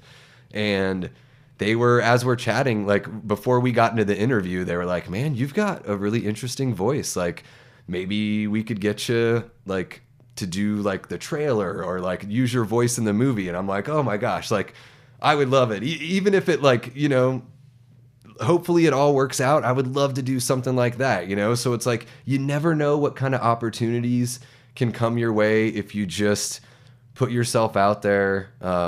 Again, for me, there's like no expectations. It's just icing on the cake. Like I want to interview these people, creative people, all that, regardless of, I'm not looking for fruits of that labor to be like immediately ready to eat, you know. If something develops down the line, that's great. But for me right now, like interacting with you guys, doing what I'm doing here it's so motivating. It's invigorating. Like I feel like I quit drinking in October. You know, full disclosure, like I've had a couple here and there, just if it's a special occasion, I might like have something. But I got to the point where it's like, I don't come home from work and have, you know, I go months and months, like quit drinking in October. And then the first time I had a drink since then was after I ran a 5K up in Sedona, like about a month ago. So it's like, all right, I just ran a 5K. I'll let myself have a beer, you know? But ever since I like stopped drinking as a lifestyle kind of thing, I just have so much energy. So it's been really cool to pour it into something like this and to see it grow. And man, I'm just so excited to see what the future holds. So really pumped. Okay, guys, I think I'm going to wrap it up, but I want to make sure we can address at least some of the things here in the chat. Fozrot update. Daves has watched Unsolved Mysteries. Yes. Yeah, Quentin, as far as getting you on the YouTube channel, I guess I know you shared some of your some drawings, some art that you did. Yeah, you know, as far as bringing you on the channel, I'd like to get to know you a little bit more, of course, and a little bit more of what you do, because when I bring somebody on the channel or when I interview them, I want to go at it from like kind of like I want to at least be educated on what they do, so that way we can have like a really nice flow with the conversation and all that. So, and again, I work a full-time job and all that stuff, so I still have an interview that I did with a buddy of mine from Alaska that I have to, like, we talked for 3 hours and I want to edit it down to at least like an hour and a half, just so it's a little more digestible and all that. So I do have a little bit of a backlog to catch up on, but certainly let's get the conversation going. Just like I was saying about, you know, having the fruits of the labor pop up, like let's, you know, let it simmer and build naturally. But certainly, like, let's have a chat and see what we can do. Mitch says, after watching Robert Stack in Airplane, it was hard to take him seriously in Unsolved Mysteries. Yeah, I can understand that. I think I might have seen him in Unsolved Mysteries before Airplane. I love Airplane. One of the funniest movies I've ever seen in my life. Story of Cameron Hooker. I don't think I've heard that story, Quentin. Zodiac is the only true crime movie I care about. Yeah, I've yet to see Zodiac, but it looks so intense that like the clips that I saw from it look so real that it made me feel pretty uncomfortable, I gotta say. Have you seen I Saw the Devil? It's one of the best movies I've ever seen. I haven't. Mud, please send me a DM, man. Just drop them all. Bing, bing, bing, bing, bing. I got some catching up to do. Quentin says, Evil Dead Rise reminded me of The Shining quite a bit. Yeah, it's definitely got a little bit of that claustrophobia and distrust of somebody that's a family member or very close. Yeah. A Simple Plan is a great Sam Raimi flick. You're absolutely right, Tyler. That's a good one. And different. Like, especially at that time, it was different for him to do that. Yeah, I really love Raimi's visual style. And like Spider-Man 2, I think a really good culmination of like everything that Raimi does well is in Spider-Man 2. Mud says Quentin Tarantino should have done a full-blown horror. He loves the genre. I agree, Mud. I would love to see him come into a season of a Halloween anthology series for sure. I would also love to see Quentin do any sort of like big name property. I think could be really cool. Mud Nelson says, I'm looking to direct myself. Need a writer who can help me. Yeah, man. Yeah, just like I said to Quentin, just keep, and Tyler, keep plugging away and, you know, connect with the right people. And, you know, in the meantime, like just hone that craft, right? And get some people's eyes on it. Get some true, honest feedback. You know, take the feedback as best as you can. I think learning to take positive and negative criticism is a big part. I'm not assuming that you can't. I'm just saying, like, it's something that's really important. So have some people look at it, refine it. It's all in the rewrite, you know? So a movie is written and it's probably a third or fourth draft at least that's what goes to screen, right? And then they might change a couple things while they're shooting. So it's one of those things where it's like, don't be afraid of going through those drafts and taking a step back and saying, man, does this really need to be in here? And trying to be as real with yourself and then allowing others to be real with you. Paranormal Witness, I've never seen that, Quentin. And Tyler, you're reading the script for Gotham Noir. Is that out there in public, or are they sharing it with you because you're working on it? Interesting. All right. Foz Rotten announcing now Davey and Foz's excellent live stream coming soon. Foz, ever since we connected, and honestly, man, you were one of the first people that like reached out when I had like 15 or 20 subscribers or something. I think you found me, and it was like, that was the first time I got that like jolt of adrenaline, that like, ooh, this is a taste of like what YouTube could be, you know? Like, thought it was really cool connecting with you, man. And like I said before, you and our interests are aligned so closely. If you haven't subscribed to Foz's channel, go check out Foz. He does music. He does a bunch of like nostalgia trip kind of stuff. So like opening up decks of cards for like old TV shows and stuff like that. Really fun shit. And really cool approach to music too, because Foz has a huge love for punk rock and a really big love for hip hop and a really interesting voice. Now, hip hop is not something that I know. I'm not as well versed in. You know, I absolutely have hip hop artists that I enjoy, but I'm not going to act like I know it as well as punk rock. Like punk rock is like front and back of my hand. Like I know punk rock through and through. But Foz has a really unique, interesting voice. And a really big fan that's a talented guy too. I think those are the kinds of people like you want to see lifted up, right? You want the people that end up creating bigger things to come from a place of fandom.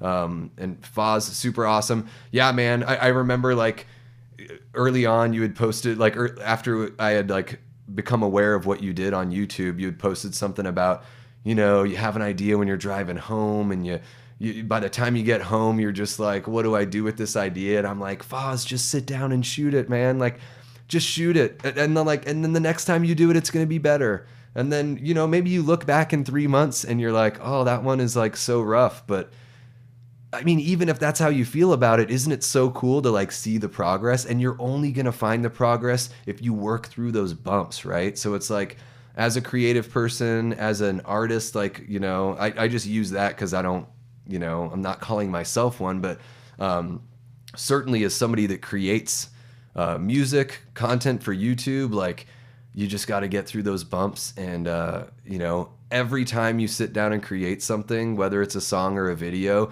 it's a chance to further find your voice, better connect with your audience, and get closer to the kind of creator that you want to be. So absolutely, man, I can say that without a doubt, I would love to do a live stream with you. I would love to do a regular show with somebody like you. I think that's I mentioned it last time where I really like Darren and Frank, how they have like that back and forth.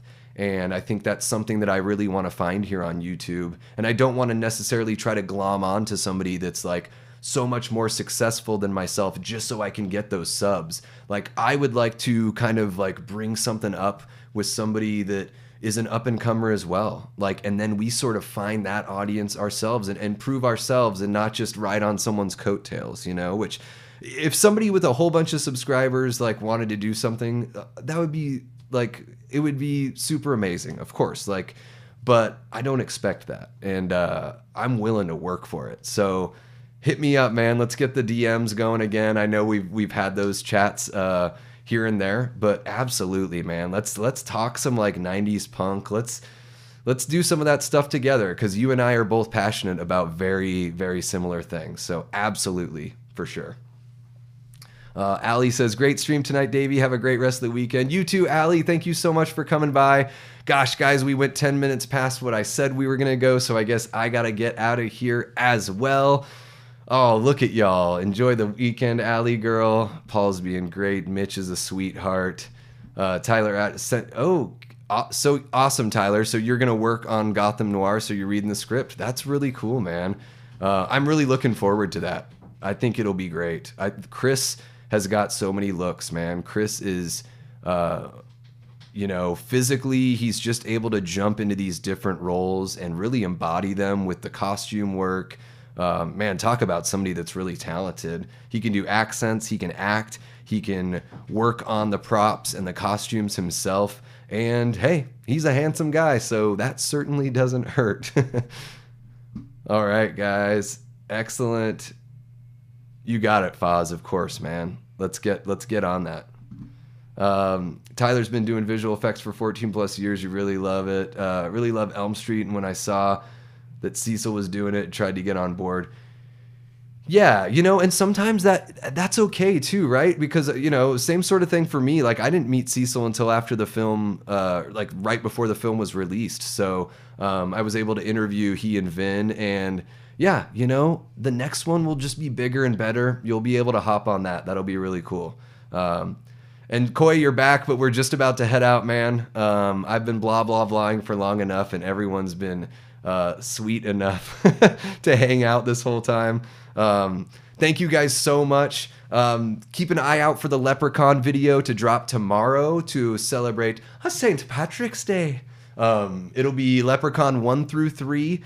That'll drop. I'm going to finish it up tonight. I hope to drop it in the morning, so keep an eye out. If you don't follow me on socials, go ahead and find me on Insta and Twitter, or even on Facebook. Like, whichever one you use, hit me up. Let me know if you want to see something on the channel.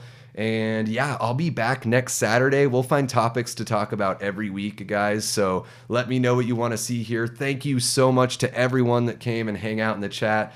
Thank you to all of you who are watching this after the fact. Man, if you made it through 3 hours and 12 minutes of this guy talking, whew, you definitely put in your work for the weekend. So I appreciate y'all so much. Love you guys.